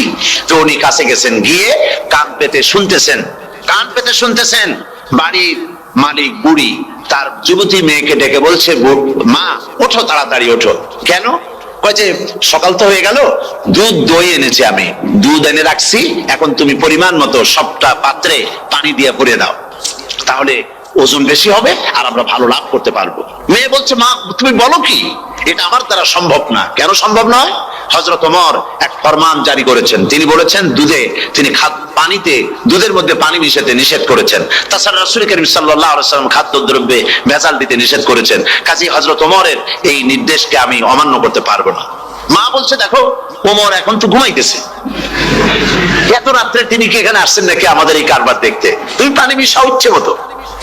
মেয়ে বলছে, মা হযরত ওমর ঘুমাতে পারেন, তার পুলিশেরা, তার গোয়েন্দা বিভাগের লোকেরা ঘুমাতে পারেন, হযরত ওমরের চোখকে ফাঁকি দেওয়া যাবে, হযরত ওমরের পুলিশকে ফাঁকি দেওয়া যেতে পারে, কিন্তু আল্লাহ রাব্বুল আলামিনের চোখকে ফাঁকি দেওয়া যাবে না। আমার পক্ষে সম্ভব নয়, আমি দুধে পানি মিশাতে পারবো না। হযরত ওমর রাদিয়াল্লাহু তাআলা চলে গেলেন, গিয়ে তার ছেলেকে ডেকে বললেন, ছেলে আমি তো এখন বুড়া হয়ে গেছি, আমার বিয়ের বয়স নাই, আমি একটা মেয়ের খোঁজ নিয়ে আসছি, যদি আমার বয়স থাকতো এই মেয়েটার আমি বিয়ে করতাম। সুবহানাল্লাহ, সুবহানাল্লাহ। এই মেয়েটা তুমি খোঁজ নাও, যদি বিয়ে না হয়ে থাকে তুমি প্রস্তাব দাও বিবাহের। কি সৌন্দর্য তিনি দেখলেন মেয়েটার মধ্যে, স্বাস্থ্য, রূপ, যৌবন, কি দেখলেন? তাকওয়া। জোরে বলেন না, কি দেখলেন? তাকওয়া। এই তাকওয়া তিনি দেখলেন। এই তাকওয়ার উপরে ভিত্তি করে আমিরুল মুমিনিন, অর্ধেকটা পৃথিবীর প্রেসিডেন্ট, খলিফাতুল মুসলিমিন, আমিরুল মুমিনিন হযরত ওমর তার ছেলের জন্য পুত্রবধূ করে তাকে ঘরে নিয়ে আসলেন। সুবহানাল্লাহ। ফায়দা কি হলো? ফায়দা এই হলো, এই মেয়ের গর্ভে যে মেয়ে হলো, সেই মেয়ের গর্ভে ফারুকে সানি, হযরত ওমর ইবনে আব্দুল আজিজ রাহমাতুল্লাহ আলাইহির মতো ফারুকে সানি আল্লাহ দান করে দিলেন। সুবহানাল্লাহ ওয়া বিহামদি। এটার নাম হচ্ছে তাকওয়া। এই তাকওয়ার ব্যাপারে হযরত ওমর রাদিয়াল্লাহু তাআলা আনহু তিনি হযরত কাব বিন উবাই রাদিয়াল্লাহু তাআলা আনহুকে জিজ্ঞেস করেছিলেন যে তাকওয়ার একটা ব্যাখ্যা আপনি কি আমাকে বলতে পারেন, তাকওয়ার ব্যাখ্যাটা কি? তিনি বলেন, হ্যাঁ পারি। কি ব্যাখ্যা? তিনি বলেন যে দেখুন, তাকওয়ার ব্যাখ্যা হচ্ছে এই যে সংকীর্ণ একটি রাস্তা, সরু ন্যারো একটা রোড, এই ন্যারো রোডের দুই দিকে আছে কাঁটাযুক্ত লতা পাতা, এই কাঁটাযুক্ত লতা পাতার মধ্য দিয়ে এই সরু রাস্তা দিয়ে আপনি যখন যাবেন তো কিভাবে যাবেন? হযরত ওমর বললেন, আমার জামা কাপড় এইভাবে খুব আটো করে আমরা যাব, যাতে করে গায়ের চামড়াও না ছেড়ে আমার জামাও যাতে না ছিঁড়ে যায়। হযরত কাব বিন উবাই রাদিয়াল্লাহু তাআলা আনহু বলছেন, এটার নামই হচ্ছে তাকওয়া। এটার নাম কি? তাকওয়া। এটার নাম হচ্ছে তাকওয়া। দুনিয়ার অসংখ্য পাপের ভেতর থেকে আপনি চলে যাবেন, পাপ যেন আপনাকে স্পর্শ করতে না পারে। এটার নাম তাকওয়া। বাইন মাছ নিশ্চয়ই খেয়েছেন আপনারা, না লন্ডনে পাওয়া যায় না? পাওয়া যায়। এই বাইন মাছ যারা খেয়েছেন আপনারা, আমি জানি না আপনারা জানেন কিনা, বাইন মাছ কোথায় থাকে? পানিতে থাকে না কাদায় থাকে? মাশাআল্লাহ, বাইন মাছ থাকে কাদার মধ্যে। কিন্তু এই বাইন মাছ যারা ধরেছে তাদের মুখে শুনেছি আমি যে বাইন মাছ থাকে কাদায়, ওকে যখন ধরে টেনে বের করা হয় কাদার মধ্যে থেকে, এক ফোঁটা কাদা ওর গায়ে নাই। এই কলুষিত সমাজ, পাপে ভরপুর। গ্রেট ব্রিটেন, আমেরিকা, পাশ্চাত্য, আমাদের দেশ, সর্বত্র পাপ আর পাপ। এই পাপের মধ্যে বাইনা শুধু খাইয়েন না, ওর কাছ থেকে শিক্ষাও গ্রহণ করেন। ও যেমন কাদার মধ্যে থাকে, কাদা ওর গায়ে লাগে না, আপনিও এই সমাজের মধ্যে আপনি আপনার কাজ চালিয়ে যান, পাপ যেন আপনাকে স্পর্শ না করে। আল্লাহ যেন পাপের থেকে আমাদের বাঁচান। আমরা বলি আমিন, সবাই বলেন আমিন। এটার নাম হচ্ছে তাকওয়া। আর তাকওয়া লম্বা জামায় তাকওয়া হয় না, লম্বা দাড়িতে তাকওয়া হয় না, পাগড়ি একটা বানলেই তাকওয়া হয় না। রাসূলুল্লাহ সাল্লাল্লাহু আলাইহি ওয়াসাল্লাম বলেছেন তাকওয়া হা হুনা, হা হুনা, হা হুনা, 3 বার বলেছেন, বুকের দিকে দেখায় বলেছেন তাকওয়া হা হুনা। তাকওয়া হচ্ছে এখানে। এর অর্থ এই নয় যে আমি দাড়িকে আমি ছোট করে দেখছি, জামাকে ছোট করে দেখছি, তা নয়। কিন্তু বলছি যে তাকওয়াটা হচ্ছে অন্তরের ভেতরে। এই অন্তরের ভেতর থেকেই এটার বহির প্রকাশ হতে হবে, আপনার কথায়, আপনার বলায়, আপনার ওঠায়, আপনার বসায়, আপনার চালচলনে, আপনার বিয়ে শাদীতে, আপনার ব্যবসা বাণিজ্যের সর্বত্র তাকওয়ার ছাপ প্রদর্শিত হতে হবে। তাহলেই আমার মধ্যে তাকওয়া এসেছে বলে প্রমাণ হবে। আর এটাই আল্লাহ পাক চান, রমজান মুবারকে তোমাদের মধ্যে তাকওয়া সৃষ্টি হোক। রোজা সম্পর্কে এই কথাগুলি আমি বলে নিলাম। প্রথম 10 দিন শুধু রহমত নাজিল হবে, দ্বিতীয় 10 দিনে আল্লাহ পাক শুধু মাফ করতে থাকবেন, আর তৃতীয় 10 দিনে আল্লাহ পাক জাহান্নাম থেকে মুক্ত করে দিবেন। সুবহানাল্লাহ। রমজানে মক্কা শরীফে, মদিনা শরীফে ছোট্ট একটা বাচ্চাও ঘুমায় না। অন্তত 5-7 বছর, 8-10 বছর বয়স হয়ে গেছে এরকম বাচ্চা সারা রাত্রে 1 সেকেন্ডের মধ্যে ঘুমায় না। সমস্ত লোক জাগে, ফজরের নামাজ পড়তে গিয়ে ঘুমায়, সব সমানে 2 হাতে নেকি কামাই করে। নেকি কামাইয়ের মৌসুমে বাহার। রমজান হচ্ছে নেকি কামাইয়ের বসন্তকাল। আপনারা যেন খবরদার মিস করবেন না, মিস করবেন না, খবরদার। এই মাসটা পুরোপুরি কাজে লাগাবার জন্য মায়েরা, আমার মায়েরা, বোনেরা, মেহেরবানি করে এই মাসটা কাজে লাগাবেন। গীবত গাইবেন না, রাগারাগি করবেন না, ঝগড়াঝাটি করবেন না, মিথ্যা কথা বলবেন না, তেলাওয়াত, জিকির, আজগার। আর পুরুষেরাও এই জিকির আজগারের মধ্যে, মানুষকে ভালো কাজের আদেশ করার মধ্যে যা আজকে আল্লাহ আমার দিয়ে বলাইলেন, এই কাজগুলি আমি এবং আপনারা সবাই যেন আমল করতে পারি। আল্লাহ তৌফিক দান করুন। যে ব্যক্তি তওবা করে আল্লাহর পথে চলে, নেক আমল করে, পেছনের জীবনের দোষ ত্রুটি যা করেছেন সবগুলির বদলে আল্লাহ রব্বুল আলামিন নেকি লিখে দিবেন। জোরে বলেন সুবহানাল্লাহ। তার মানে হচ্ছে জীবনে যত অপরাধ করেছিল, তওবা করে যখন ভালো কাজ করবে, আর পেছনের কথাগুলি যখন মনে করবে গভীর রাত্রে, আল্লাহ আমি এই ধরনের পাপ করেছিলাম, চুরি করেছি, ডাকাতি করেছি, জেনা করেছি, মদ খেয়েছি, মিথ্যা কথা বলেছি, এই সব কথা বলে যত অনুশোচনা করবে আর অনুতপ্ত হবে, চোখ দিয়া যত পানি পড়বে, নতুন নতুন করে তার আমল নামে আল্লাহ নেকি লিখতে থাকবেন। জোরে বলেন সুবহানাল্লাহ। রব্বুল আলামিন তার বান্দাকে এত ভালোবাসেন, একজন সাহাবী কতগুলি পাখির বাচ্চা নিয়ে রাসূলের কাছে হাজির হয়েছেন। আল্লাহর নবী বলেন, এই পাখির বাচ্চাগুলি আনলা কেন? সাহাবী বলেন, হুজুর এই পাখির বাসাটা ভেঙে গিয়েছিল, বাচ্চাগুলি যখন ধরলাম ওর মা আমার মাথার উপরে ঠোকরাতে লাগলো, সে নিজের জীবনের মায়াকে উপেক্ষা করে বাচ্চাগুলিকে হেফাজত করার জন্য আমার উপরে ঝাঁপিয়ে পড়লো। আমি নিয়ে এসেছি এখানে, এই দেখুন ঘরের মধ্যে ঢুকেছে, এখানে ওই পাখিটা এসেছে। আমি রাসূলকে দেখাতে এলাম প্রাণী জগতে মায়ের সন্তানের প্রতি কত মায়া, সেটা দেখাতে এলাম। আল্লাহর নবী বলেন, ও সাহাবী, প্রাণী জগতে সন্তানের প্রতি মায়ের কতটুকু মহব্বত তুমি তাই আমাকে দেখাতে এসেছো। শোনো, এই প্রাণী জগতে সন্তানের প্রতি মায়ের যত মহব্বত, তার চাইতে লক্ষ কোটি গুণে বেশি মহব্বত বান্দার প্রতি আল্লাহ রব্বুল আলামিনের। মহব্বতকে, করুণাকে, রহমতকে, ভালোবাসাকে 100 ভাগ করা হয়েছে। 100 ভাগ করে 99 ভাগ আল্লাহ নিজের কাছে রেখেছেন, আর একটা ভাগ তামাম পৃথিবীর প্রাণী জগতে আল্লাহ ছড়াই দিয়েছেন। একটা ভাগ দিয়েছেন সারা দুনিয়ার প্রাণী জগৎ। সেই একটা ভাগে এই শত সহস্র কোটি প্রাণীর মধ্যে যেটুকুন আমরা পাইছি, এতটুকুন মহব্বতে সন্তানের জন্য কলিজায়, সন্তানের কোনো অকল্যাণ হলে কলিজায় পানি থাকে না, সন্তানের কোনো অসুবিধা হলে বা মা বাপের কষ্ট হলে বা কারো কোনো কষ্ট হলে আমরা এই ধরনের আমাদের অবস্থার সৃষ্টি হয়ে যায়। 1 ভাগ তামাম পৃথিবীর সমস্ত প্রাণী জগতে ছড়ায় দেওয়ার পর আমাদের অবস্থা যদি এই হয়, তাহলে 99 ভাগ রহমত যার কাছে, বান্দার প্রতি তার মহব্বত কতখানি। আমার বন্ধুগণ, রাসূল পাক সাল্লাল্লাহু আলাইহি ওয়াসাল্লাম বলেছেন, ও সাহাবীরা, একজন লোক উটের পৃষ্ঠে যাচ্ছিল কোথাও, উটের পৃষ্ঠে তার খাবার আছে, পানিও আছে, যেতে যেতে মরুদ্যানের মধ্যে সে বিশ্রাম করলো। ঘুমের থেকে জেগে দেখে উট নাই, খাবার নাই, পানিও নাই। বড় লোকটা কেমন পেরেশান হয়। সাহাবীরা বলেন, হুজুর, উট হচ্ছে মরুভূমির জাহাজ, উট হারায় গেছে, টাকা পয়সা যা ছিল, খাদ্য খাবার ছিল, সব চলে গেছে, এর থেকে পেরেশানি তো আর কিছুই হয় না। হুজুর বলেন, লোকটা খানিকক্ষণ চিন্তা ভাবনা করতে করতে কিছুক্ষণ পর দেখলো উট ফিরে এসেছে, সমস্ত টাকা তার ওই খাদ্য আর পানিও নিয়ে হাজির হয়ে গেছে। বলো কেমন খুশি হয়? হুজুর, হযরত সাহাবীরা বলেন, হুজুর, এর থেকে খুশি আর কি হতে পারে? লোকটার দিল তো ভরে যাবে। আল্লাহর নবী বলেন, ওগো সাহাবীরা, কোন বান্দা যদি আল্লাহ থেকে নাফরমান হয়ে যায়, নামাজ ছেড়ে দেয়, জিনা ব্যভিচার বদমাশি নাফরমানিতে যদি যখন লিপ্ত হয়ে যায়, উঠারা ব্যক্তি উট পাওয়ার জন্য যেমন পেরেশানি বোধ করে, আল্লাহ রাব্বুল আলামিন তার ওই নাফরমান বান্দার জন্য আল্লাহ রাব্বুল আলামিন ফিরে আসার জন্য আল্লাহ রাব্বুল আলামিন চান। বান্দা যখন নাফরমান বান্দা নিজের গুনাহ বুঝতে পেরে যখন সিজদায় পড়ে গিয়া কান্দে, রব্বুল আলামিন আমার গুনাহ মাফ করে দাও, এইভাবে যখন কাঁদতে থাকে, রব্বুল আলামিন আল্লাহর হাবিব বলেন, উঠা ব্যক্তি উঠ পেরে পড়ে, ওই ব্যক্তি যত খুশি হন। কোন নাফরমান বান্দা যখন সিজদায় পড়ে যায়, আল্লাহ রব্বুল আলামিন এর চাইতে লক্ষ কোটি গুণে বেশি খুশি হয়ে যান।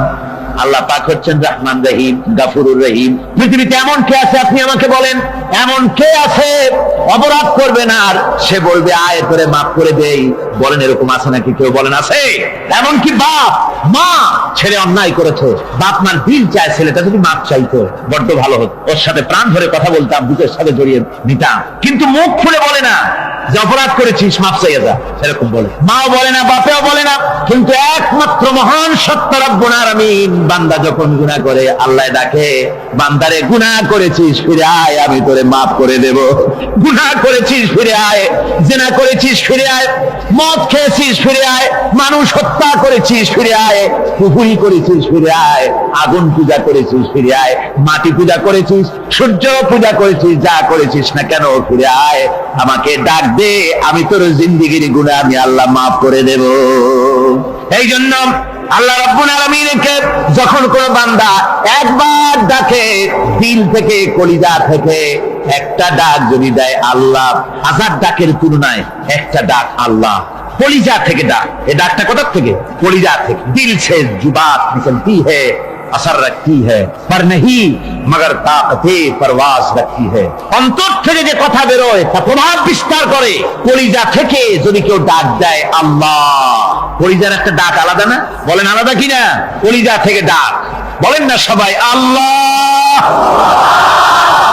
কলিজা থেকে একটা ডাক যদি কেউ ভাবে আল্লাহকে ডাক দেয় আল্লাহ, আল্লাহ রাব্বুল আলামিন বান্দা যখন একবার ডাক দেয়, আল্লাহ তখন 70 বার লাব্বাইক বলেন, 70 বার সাড়া দিয়া বলে, বান্দা কি চাও?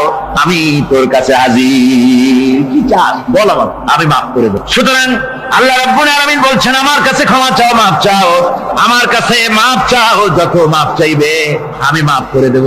পৃথিবীতে এমন কেউ নাই যার কাছে বেশি চাইলে তিনি খুশি হবেন। আল্লাহ রাব্বুল আলামিন এমন এক সত্তা যার কাছে যত বেশি চাওয়া যাবে তিনি তত বেশি খুশি হবেন। হর হমেশা দেনে কো वो तैयार है, जो न मांगे उससे वो बेजार है। যত বেশি চাওয়া যায় আল্লাহর কাছে, আল্লাহ তত খুশি হন। আর যে ব্যক্তি চায় না আল্লাহর কাছে, আল্লাহ তার উপরে বেজার হয়ে যান। ওয়ামান তাবা ওয়া আমিলা সালিহান فإنه يتوب إلى الله متابا। আর যারা তওবা করে, নেক আমল করে, তার আল্লাহর দিকে ফিরে আসে, যেমন কি তার আশা উচিত তেমন ভাবে সে আল্লাহর কাছে ফিরে আসে, তার মানে হলো তওবা মাফ, তওবা কবুল করার জন্য, গুনাহ মাফ করার জন্য পৃথিবীতে কেউ নাই। আছে কেউ? গুনাহ কি কেউ মাফ করতে পারে? দুনিয়ায় কেউ পারে? আকাশে কেউ পারে? আল্লাহ ছাড়া কেউ গুনাহ মাফ করতে পারে? যদি মানুষ তওবা করে, রব্বুল আলামিন বলেন সে এমন ভাবে তওবা করে আল্লাহর কাছে ফিরে এসেছে যেখানেই তার আসা উচিত, এই জায়গা ছাড়া আর তার কোনো যাওয়ার জায়গা নাই। সুতরাং সে জায়গা মতো এসেছে, অনুতপ্ত এবং অনুশোচনা করেছে। আল্লাহ পাক এ ধরনের অনুতপ্তকারী, অনুশোচনাকারীকে রব্বুল আলামিন ক্ষমা করে দিয়ে থাকেন। ওয়াল্লাযীনা লা ইয়াশহাদুনা আয-যুর ওয়া ইযা মাররু বিল-লাগবি মাররু কিরামা। আর যারা মিথ্যার সাক্ষ্য হয় না, রহমানের বান্দা তারা যারা মিথ্যার সাক্ষ্য হয় না, এরা হচ্ছে ষষ্ঠ বৈশিষ্ট্য।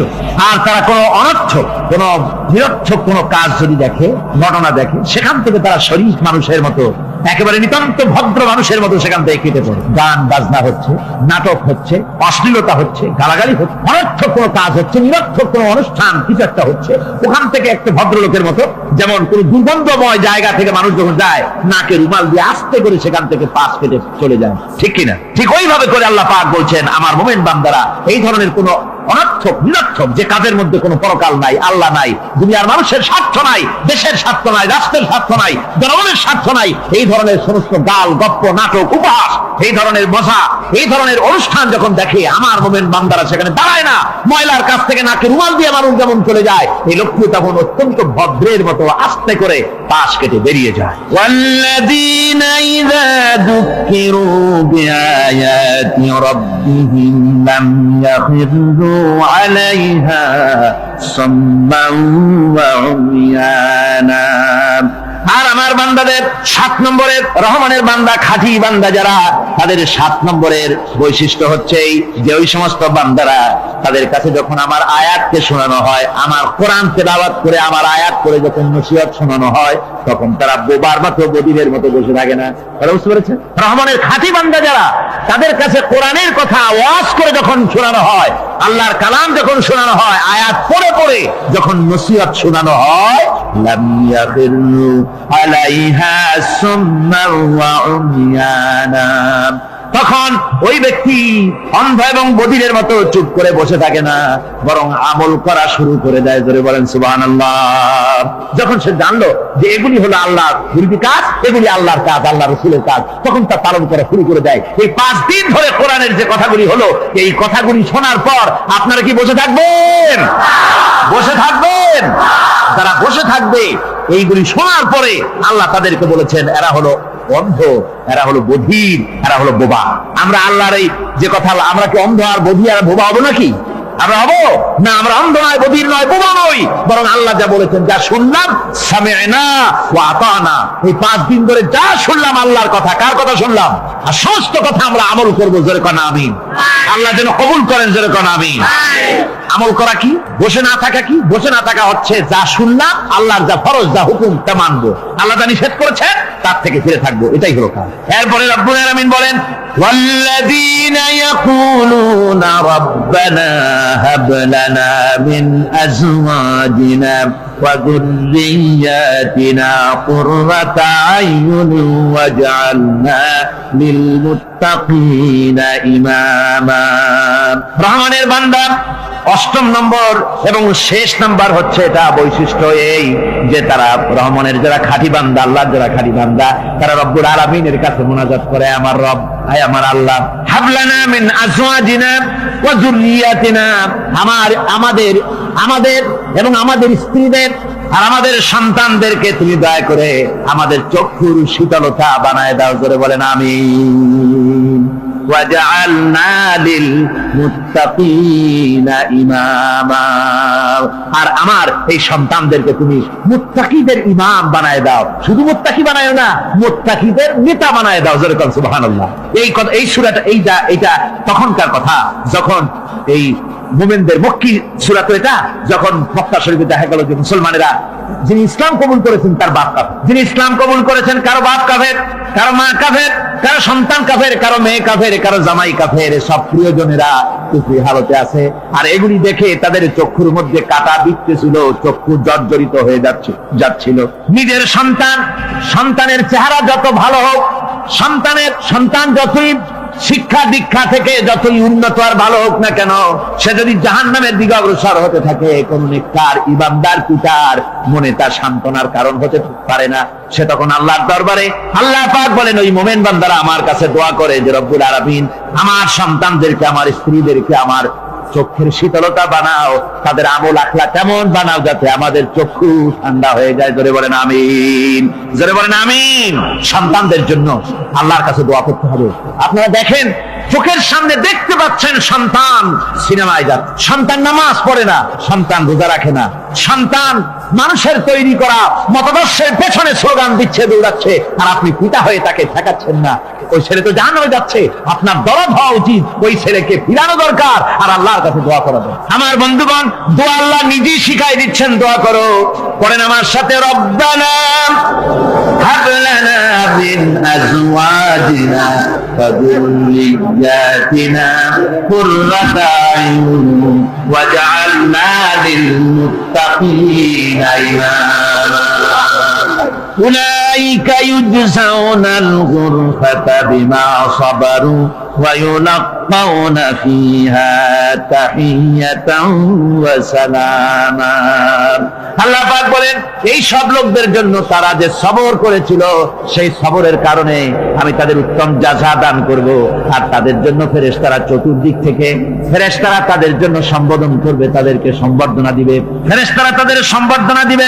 ওয়াল মালাইকাতু ইয়াদখুলুনা আলাইহিম মিন কুল্লি বাবিন সালামুন আলাইকুম বিমা সাবারতুম ফানি'মা উকবাদ-দার।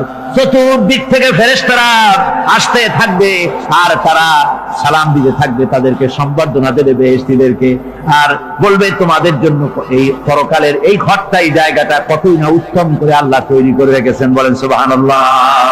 সালামুন আলাইকুম।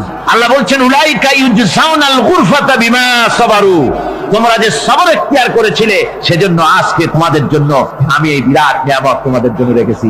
দ্বীনকে চালু করতে গেলে, ইসলামী আন্দোলন করতে গেলে বিপদ আসে, আর সেই বিপদে সবর এখতিয়ার করতে হয়। কত ভয় আসে, লোভ আসে, কত কিছু আসে, এগুলিকে উপেক্ষা করে যারা ইসলামী আন্দোলনের জন্য নফসের খায়েশকে আরামকে হারাম করে দিয়ে আন্দোলনে যারা ঝাঁপিয়ে পড়তে পারে তাদের জন্য আল্লাহ পাক এই সমস্ত নিয়ামত রেখে দিয়েছেন। কুল মা ইয়াবাউ বিকুম রাব্বি লাউলা দুআউকুম ফাকাদ কাযাবতুম ফাসাউফা ইয়াকুনু লিজামা।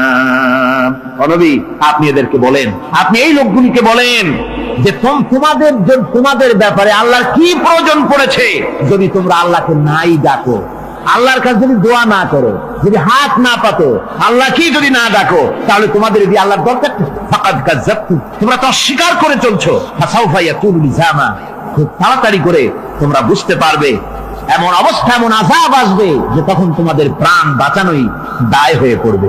আমার বন্ধুগণ, একটা মানুষের সাথে মানুষের সৃষ্টি আর পাথরও সৃষ্টি, পাথরও একটা মাখলুক, মানুষও মাখলুক। পাথরের সাথে মানুষের পার্থক্য কোথায়? পাথর আল্লাহর দরবারে হাত তুলতে পারে না, আল্লাহকে ডাকতে পারে না, মোনাজাত করতে পারে না।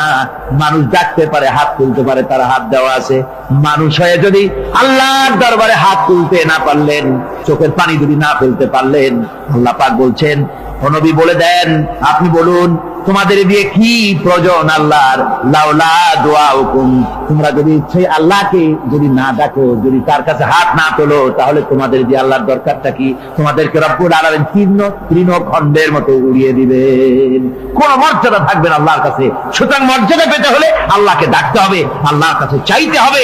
এভাবে করে আল্লাহ পাক তার বান্দাদেরকে নির্দেশ করছেন। আমার বন্ধুগণ, এই মোট 8টি বৈশিষ্ট্য ইসলামের আপনার মুমিন বান্দাদের জন্য, রহমানের খাঁটি বান্দাদের জন্য এই 8টি বৈশিষ্ট্য আল্লাহ পাক দান করেছেন। এই 8টি বৈশিষ্ট্য যেন আল্লাহ পাক আমাদের মধ্যে দান করে দেন। জোরে বলেন আমিন, আরো জোরে বলেন আমিন। 8টি বৈশিষ্ট্যের জন্য আল্লাহ পাক বেহেশত রেখেছেন। 8টি বেহেশত কয়টি? এই 8টি বেহেশতের দরওয়াজা আল্লাহ যেন আমাদের জন্য কিয়ামতে খুলে দেন। জোরে কোন আমিন।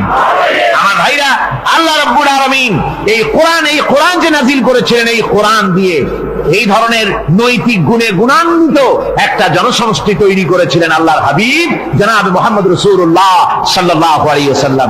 আর সেই জনসমষ্টি দিয়ে রাসূল পাক সাল্লাল্লাহু আলাইহি ওয়াসাল্লাম একটি ইসলামী কল্যাণমূলক রাষ্ট্র তৈরি করেছিলেন। রাসূলুল্লাহ কি করেছিলেন?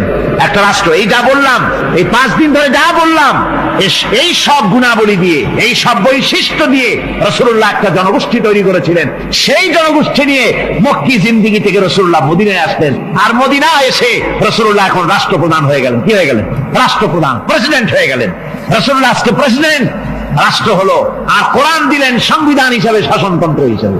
আল্লাহর নবী বললেন, আজকে আমি দেশবাসীকে এমন একটা কনস্টিটিউশন, এমন একটি সংবিধান দেশবাসীকে আমি দিলাম, যেই সংবিধানের বদৌলতে সমাজে আর চুরি থাকবে না, ডাকাতি থাকবে না, জেনা থাকবে না, ব্যভিচার থাকবে না।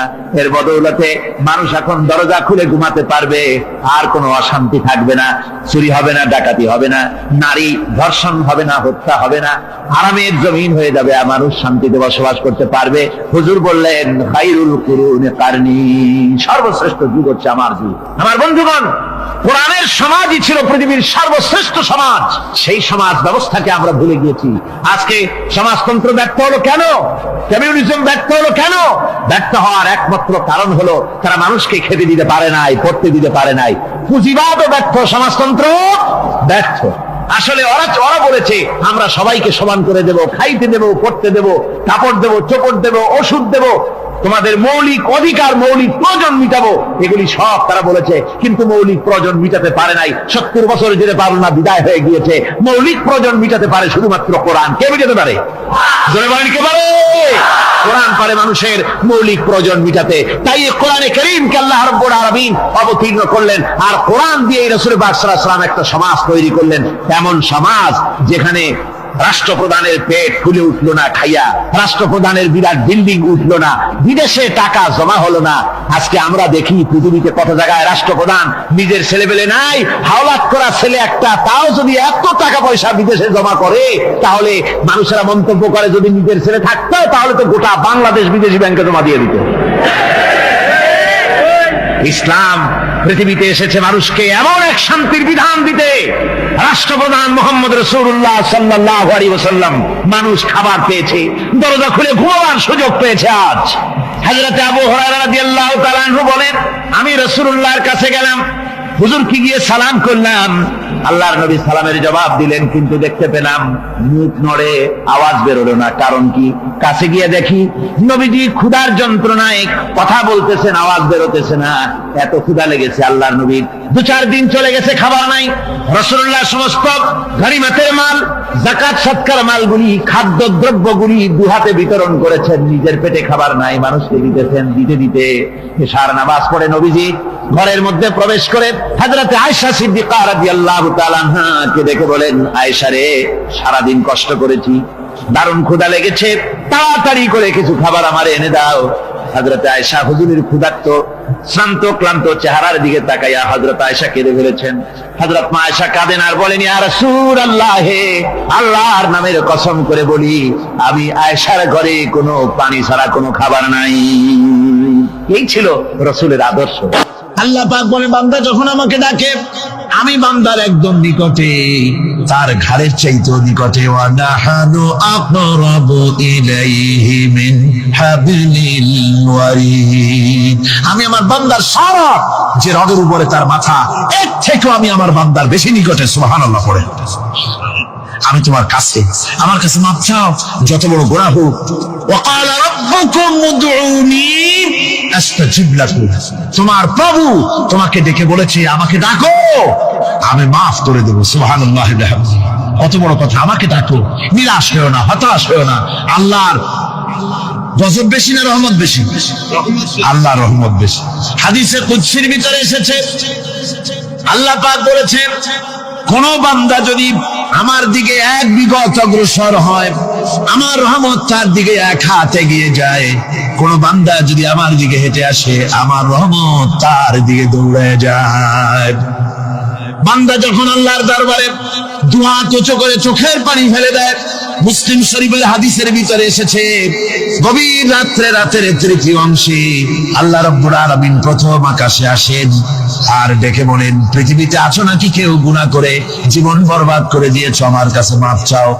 ঋণগ্রস্ত আছো, অসুস্থ আছো, অপমানিত আছো, কে আছো মাজলুম, আমাকে ডাকো, আমার কাছে বলো, আমি ডাকে সারা দেব, জীবনের আশা পূরণ করে দেব।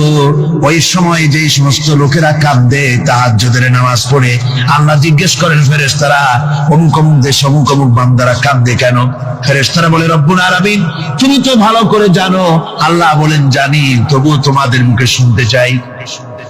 তারা বলে, রব্বুল আলামিন তোমার এই বান্দা গুনাহ করেছি, গুনার জন্য মাফ চায়, জাহান্নাম থেকে বাঁচতে চায়।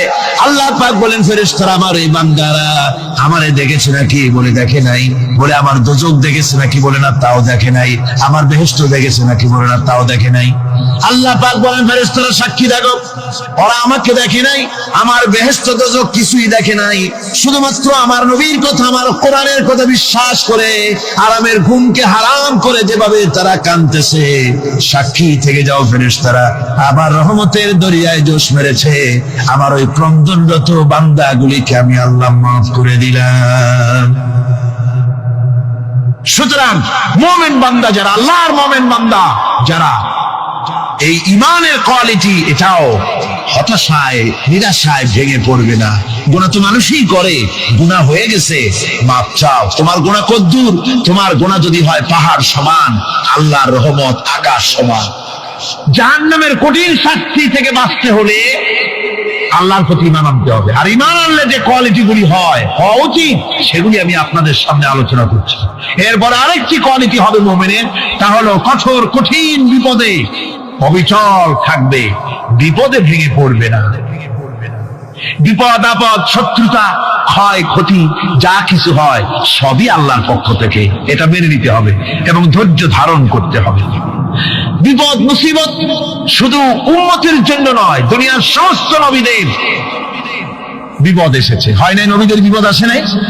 কোরআনে কারীম থেকে শুনুন, আল্লাহ রাব্বুল আলামিন বলেন, ওয়া কাযালিকা জাআলনা লিকুল্লি নাবিয়্যিন আদুওয়াম মিনাল মুজরিমিন।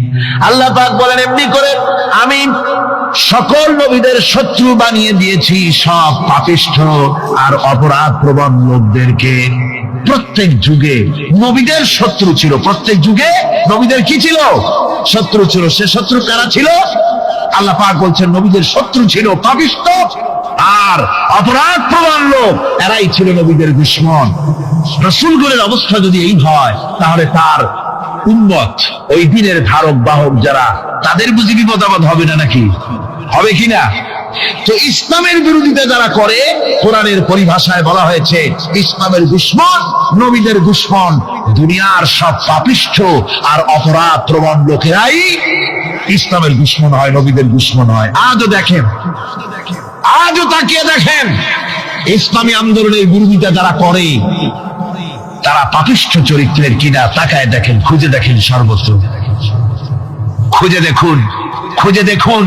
যারা ইসলামী আন্দোলনের বিরোধিতা করে, যারা ইসলামকে মিটিয়ে দেওয়ার চেষ্টা করতেছে, যারা ইসলামকে মৌলবাদ বলে, ইসলামকে সাম্প্রদায়িক বলে, কোরআনে কারীমের কথা কত স্পষ্ট যে নবীদের দুশমন হয়, ইসলামের দুশমন হয় মুজরিম লোকেরা, অপরাধ প্রবণ আর পাপিষ্ঠ লোকেরা। আজও আমরা দেখতে পাই এই শ্রেণীর লোকেরা পাপিষ্ঠ এবং সবচাইতে সমাজের নিকৃষ্ট ধরনের চরিত্রহীন লোক। নামাজ নাই। আপনি খুঁজে দেখেন, ইসলামী আন্দোলনের বিরোধিতা যারা করছে, যারা নেতৃত্ব দিচ্ছে, নামাজ নাই, রোজা নাই, চরিত্র নাই, হজ নাই, যাকাত নাই, মদ, জুয়া, জেনা, ব্যভিচার ইত্যাদিতে লিপ্ত। চেহারা দেখলে ছেলেপেলেরা 2 গ্লাস পানি খায়, ভর ছোটে। কথা ঠিক কিনা কয়? এই হলো অবস্থা। মারে কেন? মুমিনদেরকে, পয়গম্বরদেরকে, সাহাবীদেরকে এবং ঈমানদারদেরকে মারে কেন?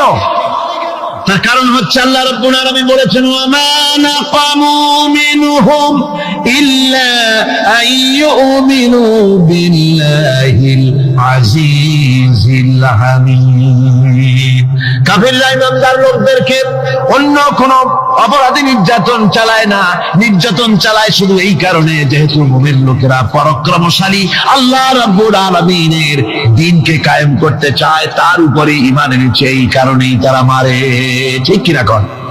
যুগে যুগে নবীদের উপরে, সাহাবীদের উপরে যে অত্যাচার হয়েছে, সে অত্যাচার এই কারণেই হয়েছে, অন্য কোনো কারণে নয়। এই কঠিন বিপদে অবিচলতা এবং ধৈর্যের দৃষ্টান্ত নবীগণ পেশ করেছেন পৃথিবীর বুকে। আমরা দেখেছি ইব্রাহিম আলাইহিস সালামকে আগুনে ফালানো হয়েছে, আছে না কোরআন শরীফে? আমি কিন্তু গল্প করতেছি না, সব কোরআনের কথা। কিসের কথা? ইব্রাহিম আলাইহিস সালামকে আগুনে ফালানো হচ্ছে। অপরাধ কি? অপরাধ হচ্ছে হযরত ইব্রাহিম আলাইহিস সালাম দাওয়াত দিয়েছেন, লা ইলাহা ইল্লাল্লাহ। জোরে পড়েন, লা ইলাহা ইল্লাল্লাহ, লা ইলাহা, লা ইলাহা ইল্লাল্লাহ মুহাম্মাদুর রাসূলুল্লাহ। হযরত ইব্রাহিম আলাইহিস সালাম দ্বীনের দাওয়াত দিয়েছেন, এক আল্লাহর দাওয়াত দিয়েছেন, ঈমানের দাওয়াত দিয়েছেন। আর কোন অপরাধ ছিল না। নমরুদ সহ্য করতে পারলো না। কোরআনে কারীমের মধ্যে সব কথাগুলি আল্লাহ পাক এই জন্য বিধৃত করেছেন, এই জন্য কোরআনে কারীমের মধ্যে সব কথা উঠায় দিয়েছেন, যাতে করে মুমিনেরা বিপদ আসলে পরে যেন ঘাবড়ে না যায়। ইব্রাহিম আলাইহিস সালামকে আগুনে ফেলানো হচ্ছে, ফেরেশতা বলছে ইব্রাহিম তোমারে আগুনে ফেলায় দাও, হতেছে আমার কাছে সাহায্য চাও, আমার কাছে ক্ষমতা আছে, আগুনগুলো উঠাইয়া নমরুদের বংশ জ্বালায় দেব। হযরত ইব্রাহিম ফেরেশতার কাছে সাহায্য চাইছিলেন নাকি? তিনি বললেন ফেরেশতা তোমার কাছে সাহায্য কেন চাইবো, আমি তো এমন কোন অন্ধ আল্লাহর ইবাদত করি না যেই অন্ধ স্রষ্টা তার গোলামের দুঃখ দুর্দশা না দেখেন, আমি তোমার কাছে সাহায্য চাইবো না। হযরত ইব্রাহিম আলাইহিস সালাম পাশ করলেন। কি বলেন, পাশ করছেন না? ঈমানের পরীক্ষায় পাশ। আগুনের মধ্যে হযরত ইব্রাহিমকে যখন ফেলানো হচ্ছে, রব্বুল আলামিন আগুনের প্রতি নোটিশ করে দিলেন, ইয়া নারু কুনি বারদাও ওয়া সালামান আলা ইব্রাহিম। আগুন আমার ইব্রাহিমের জন্য শান্তিদায়ক, ঠান্ডা হয়ে যা। এখন কি আর আগুনের বাপের ক্ষমতা আছে ইব্রাহিমকে পোড়ানো? আর ক্ষমতা নাই। আমার বন্ধুগণ, ইব্রাহিম আগুনের ভিতরে আরামে বসা আছেন, আর ওদিকে নমরুদ বসে বসে দেখতেছে দূর থেকে ইব্রাহিম তো জ্বলে না, গায়ের মধ্যে আগুন জ্বলে গেল। ডাক দিয়ে কয়, আগুন তোর হলো কি? কেন জ্বালাইতে পারিস না আমার দুশমন রে? হলোটা কি তোর? তোর কি জ্বালানোর শক্তি বন্ধ হয়ে গেল নাকি? আগুনের ভিতর থেকে জবাব এলো, নমরুদ রে, আমার ভিতরে জ্বালানোর শক্তি আছে কি নাই যদি প্রমাণ করতে চাও, টেস্ট করতে চাও, তুই নিজে আয়, তোরে শুদ্ধ তামাম দুনিয়া জ্বালাই দিতে পারি, ইব্রাহিমের এক গাছা পশম জ্বালাই দিতে পারি না। তার কারণ হচ্ছে আমি হচ্ছি মাখলুক, আল্লাহ হচ্ছেন খালিক। আল্লাহ আমাকে বলেছেন না জ্বালাতে, তুমি 1000 বার বললেও আমি ইব্রাহিমকে জ্বালাইতে পারবো না। কোরআনে কারীমে ঘটনা বলে মুমিনদেরকে সাহস দেওয়া হচ্ছে, মুমিনেরা দ্বীনের কাজ করতে গিয়ে বিপদ আবাদ আসবে, ঈমানের দাবি হলো বিপদ আসবে, আর বিপদ আসলে ঘাবড়ায় যেও না, মুসিবতে পড়ে চিন্তায় পেরেশানে হয়রান হয়ে যেও না। বিশ্বকবি আল্লামা ইকবাল কি সুন্দর করে বলেছেন, আজ ভি হো জু ইব্রাহিম কা ইমা पैदा आग कर सकती है एक अंदाज गुलिस्तां पैदा। ইব্রাহিমের ঈমান যদি আজিও কোথাও হয় বিদ্যমান, করতে পারেন অগ্নিকুণ্ডে খুবসুরত এক গুলিস্তান। আজ যদি আগুনের ভিতরে কোন নমরুদ কোন ইব্রাহিমকে যদি ফেলে দেয়, আল্লাহ রাব্বুল আলামিন আজও আগুনকে ফুলের বাগান বানায়া দিবেন। সুবহানাল্লাহ। ভয় পাওয়ার কারণ নাই, চিন্তা করার কোনো কারণ নাই। আমার বন্ধুগণ, হযরতে হুদ আলাইহিস সালামকে যখন সমাজের লোকেরা, রাষ্ট্রের লোকেরা ঘিরে ফেলে দিল, সমাজ শক্তি, রাষ্ট্র শক্তি যখন তাকে ঘিরে ফেলে দিল, ষড়যন্ত্রের পাহাড় তুলে দিল, তারে মেরে ফেলে দিবে, হযরত হুদ দেশ থেকে তা পালায় গেলেন না, ভয় পেলেন না। হযরতে হুদ আলাইহিস সালাম বললেন, কোরআনে কারীমে হযরত হুদের কথা কোট করা হলো, ফাকিদুনি জামিআন সুম্মা লা তুনজিরুন। সম্মিলিতভাবে ষড়যন্ত্র করো আমার বিরুদ্ধে, সবাই মিলে ষড়যন্ত্র করো, সুম্মা লা তুনজিরুন, আর আমাকে এতটুকু অবকাশ তোমরা দিও না। ইন্নী তাওয়াক্কালতু আলাল্লাহি রাব্বি ওয়া রাব্বিকুম, আমি ভরসা করেছি সেই আল্লাহর উপরে যার কুদরতি হাতের ভেতরে, যিনি আমাদের রব তোমাদেরও রব, আর যার কুদরতি হাতের ভিতরে তামাম পৃথিবীর জানগুলি যার হাতে, সে আল্লাহর উপরে ভরসা করেছি। ষড়যন্ত্র যদ্দূর আছে করতে থাকো, আমি ষড়যন্ত্র পরোয়া করি না। সুবহানাল্লাহ। এটাই হলো মুমিনের কোয়ালিটি। শুধু ঈমান, লা ইলাহা ইল্লাল্লাহু মুহাম্মাদুর রাসূলুল্লাহ, গরু গোশত খাই, আর রবিউল মাস আসতে পরে ইয়া নবী সালাম আলাইকা, ইয়া রাসূল সালাম আলাইকা, তারপরে গরম গরম জিলাপি আর রসগোল্লা খাইলাম খুব বেশি করিয়া, এর নাম মুমিন নয়। মুমিন হচ্ছে তার চলায় ফেরায়, ওঠায় বসায় সাহসিকতার এক আন্দাজ তৈরি হবে সে। আমার ভাইয়েরা, বিপদে অবিচলতা আমাদেরকে পয়গম্বরেরা শিক্ষা দান করেছেন। আমরা দেখতে পেয়েছি বিশ্বনবী জনাবে মুহাম্মদুর রাসূলুল্লাহ সাল্লাল্লাহু আলাইহি ওয়াসাল্লাম হিজরতের রাত কাফেরেরা চতুর্দিকে দাঁড়ানো, হযরত জিবরাইল এসে বলেন, ইয়া রাসূলুল্লাহ, কাফেরেরা চতুর্দিকে ঘিরে দাঁড়িয়েছে, গভীর রাত, এখন হাতে তাদের তরবারি, সকাল হলে পরেই তারা আপনাকে মেরে ফেলে দেবে, তাড়াতাড়ি ওঠেন, মদিনার দিকে চলে যান। আল্লাহ নবী ঘুমের থেকে জেগে হযরত আলীকে ডেকে বলেন, আলী, আল্লাহ অর্ডার করেছেন আমি মদিনায় চললাম, আমার বিছানার পরে আমার চাদর গায়ে দিয়ে শুয়ে থাকো। হযরত আলী বলেন, আল্লাহর হাবিব, আপনার চাদর গায়ে দিয়ে ঘুমিয়ে থাকবো, সকালবেলায় কাফির বেঈমানেরা আপনার বিছানার পরে আপনার চাদর গায়ে দেওয়া অবস্থায় আমি আলীকে তারা মুহাম্মদ মনে করবে, আর আমি আলীকে নবী মনে করে তারা তাদের তরবারি দিয়া কেটে কেটে টুকরা টুকরা করে আবার বিদায় করে দেবে দুনিয়া থেকে। এতটুকুনো পরোয়া করি না, বরং আমার দিলের মধ্যে এটাই তৃপ্তি থাকবে যে আমি আলী জীবনের বিনিময় আল্লাহর হাবিব দুনিয়ায় বেঁচে আছেন। যে ব্যক্তি বিদ্রোহ করেছে এবং দুনিয়ার জীবনকে অগ্রাধিকার দিয়েছে, তার জায়গা হচ্ছে জাহান্নাম। জোরে বলেন নাউজুবিল্লাহ। যে ব্যক্তি আল্লাহর সঙ্গে বিদ্রোহ করেছে আর পরকালের জন্য পাথর জোগাড় করে নাই, দুনিয়াকে অগ্রাধিকার দিল, পরকালকে ভুলে গেল, তার জায়গা হলো জাহান্নাম। وَأَمَّا مَنْ خَافَ مَقَامَ رَبِّهِ وَنَهَى النَّفْسَ عَنِ الْهَوَى فَإِنَّ الْجَنَّةَ هِيَ الْمَأْوَى।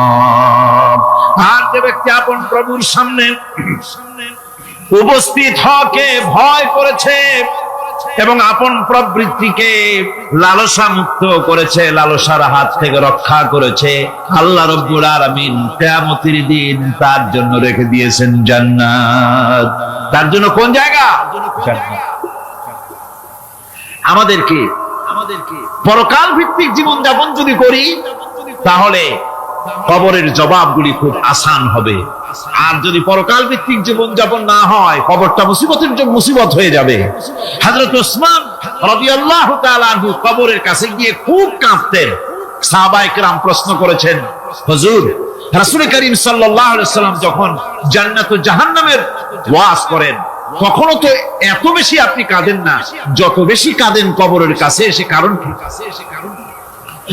হযরত ওসমান রাদিয়াল্লাহু তাআলা আনহু বলতেন, আমার সাথীরা, আমি আমার হাবিবের কাছে, আল্লাহ রাব্বুল আলামিনের রাসূলের কাছে আমি শুনেছি এই কবরটাই হলো প্রথম স্টেশন, এই কবরটাই হলো প্রথম ইমিগ্রেশন কাউন্টার।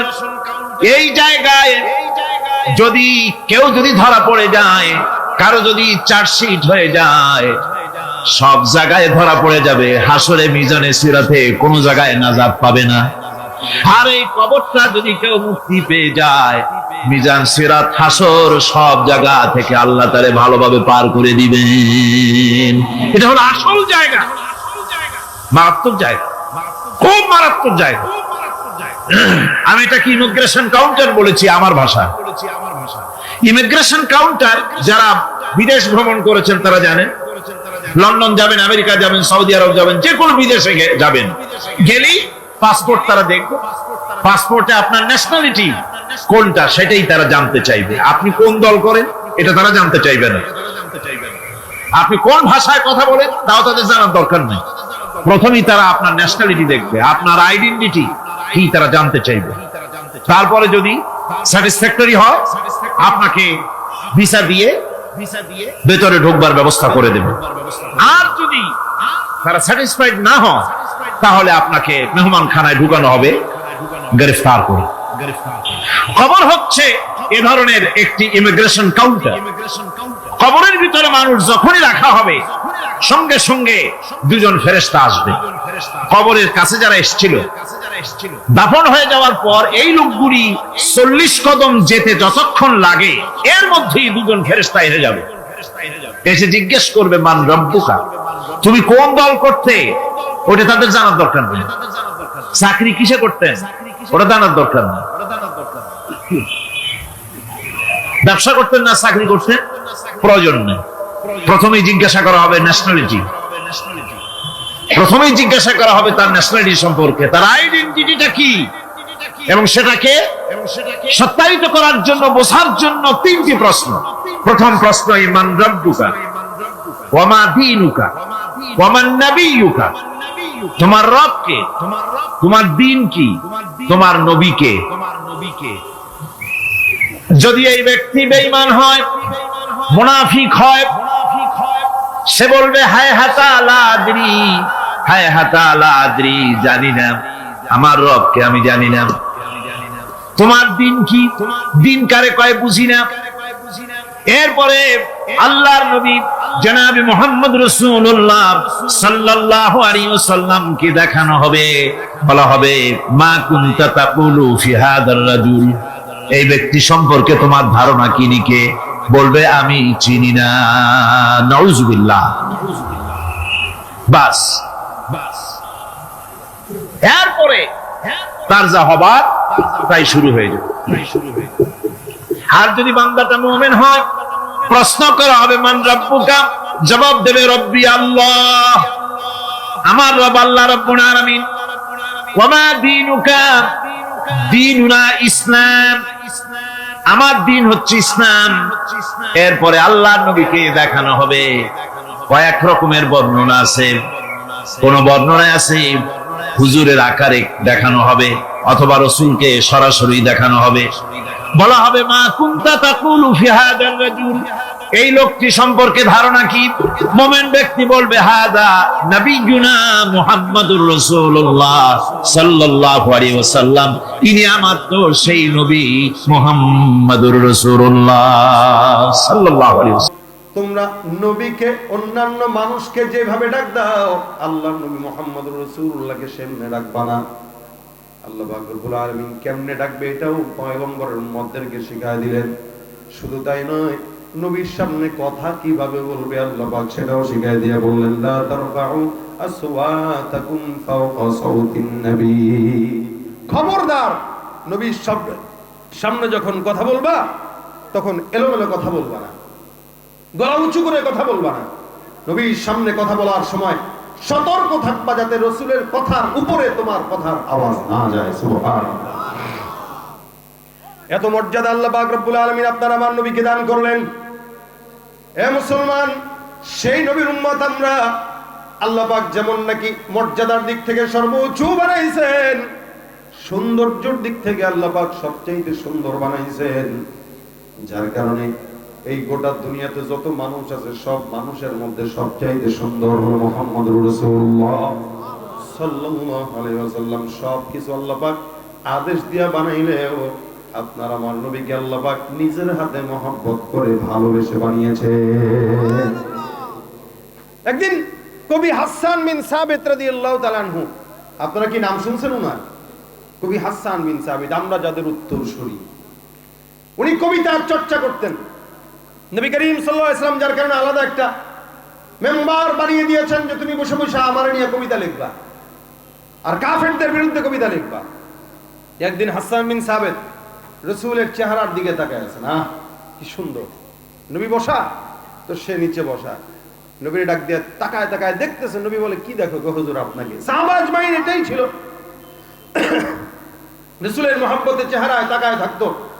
3 দিন 4 দিনের ক্ষুধা পর্যন্ত নবীর চেহারা একবার দেখার সাথে সাথে নিবারণ হয়ে যেত।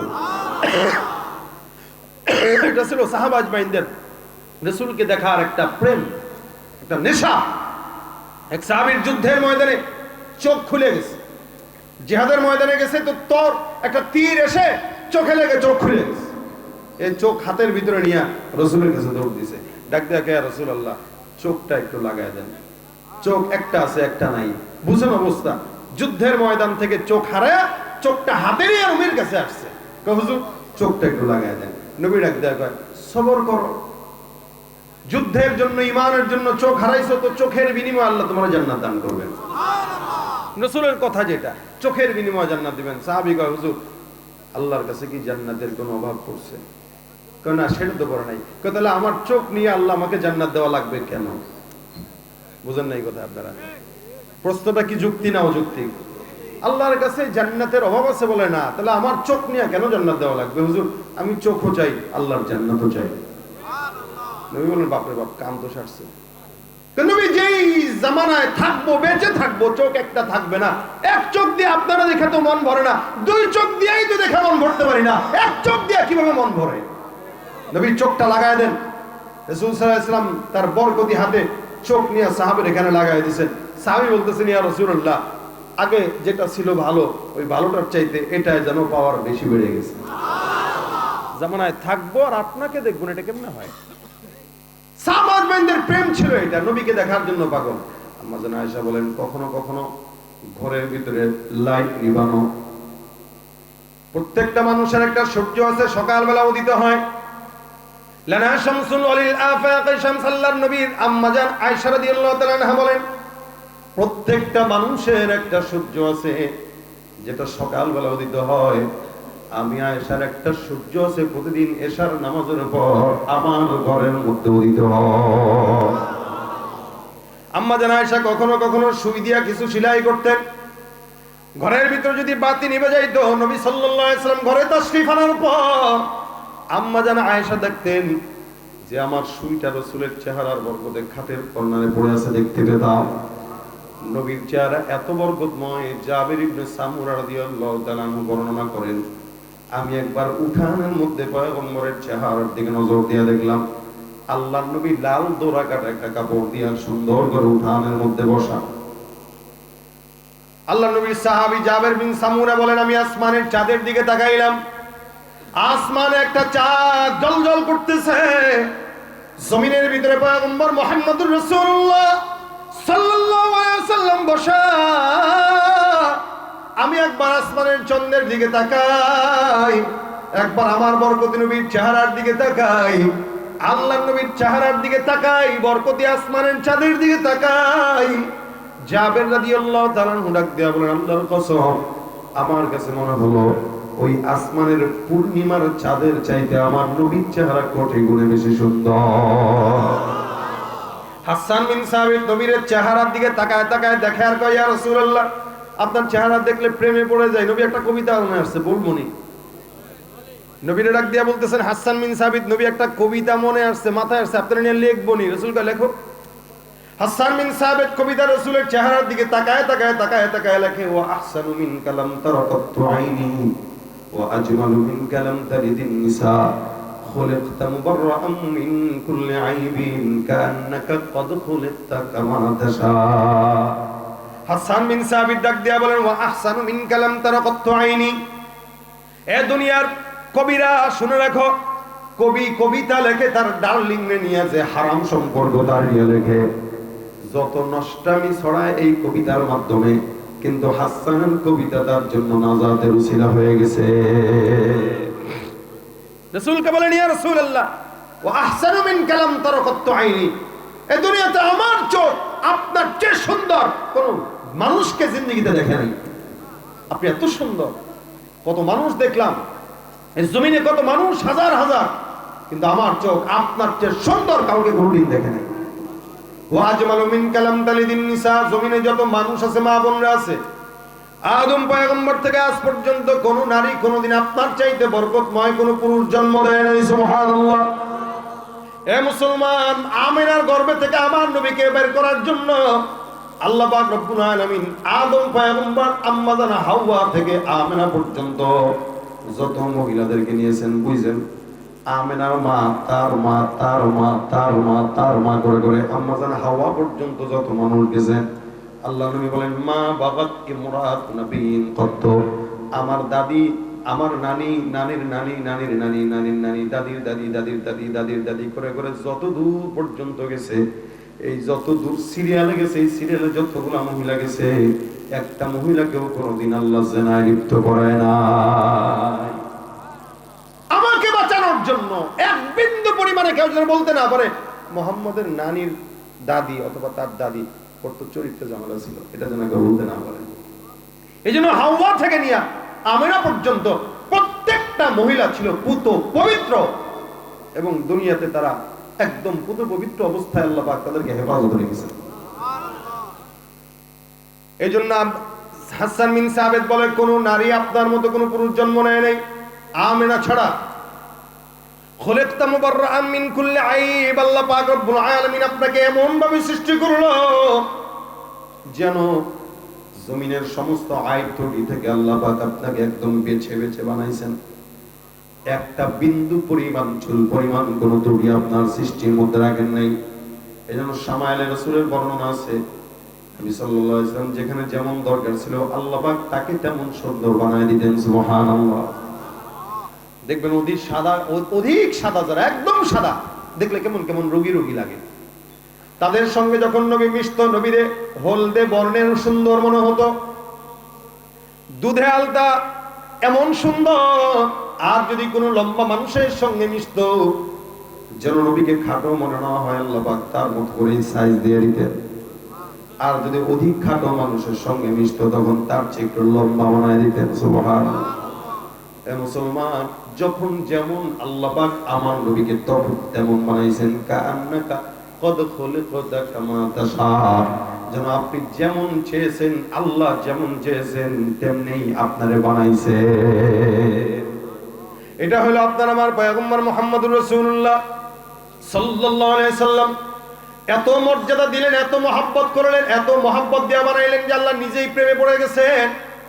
যার কারণে আল্লাহ পাক রব্বুল আলামিন বলেন, কোন নবীর উপর আমি আল্লাহ পাক দুরূদ আর রহমতের সালাম পৌঁছাই নাই, কিন্তু একমাত্র মুহাম্মদুর রাসূলুল্লাহ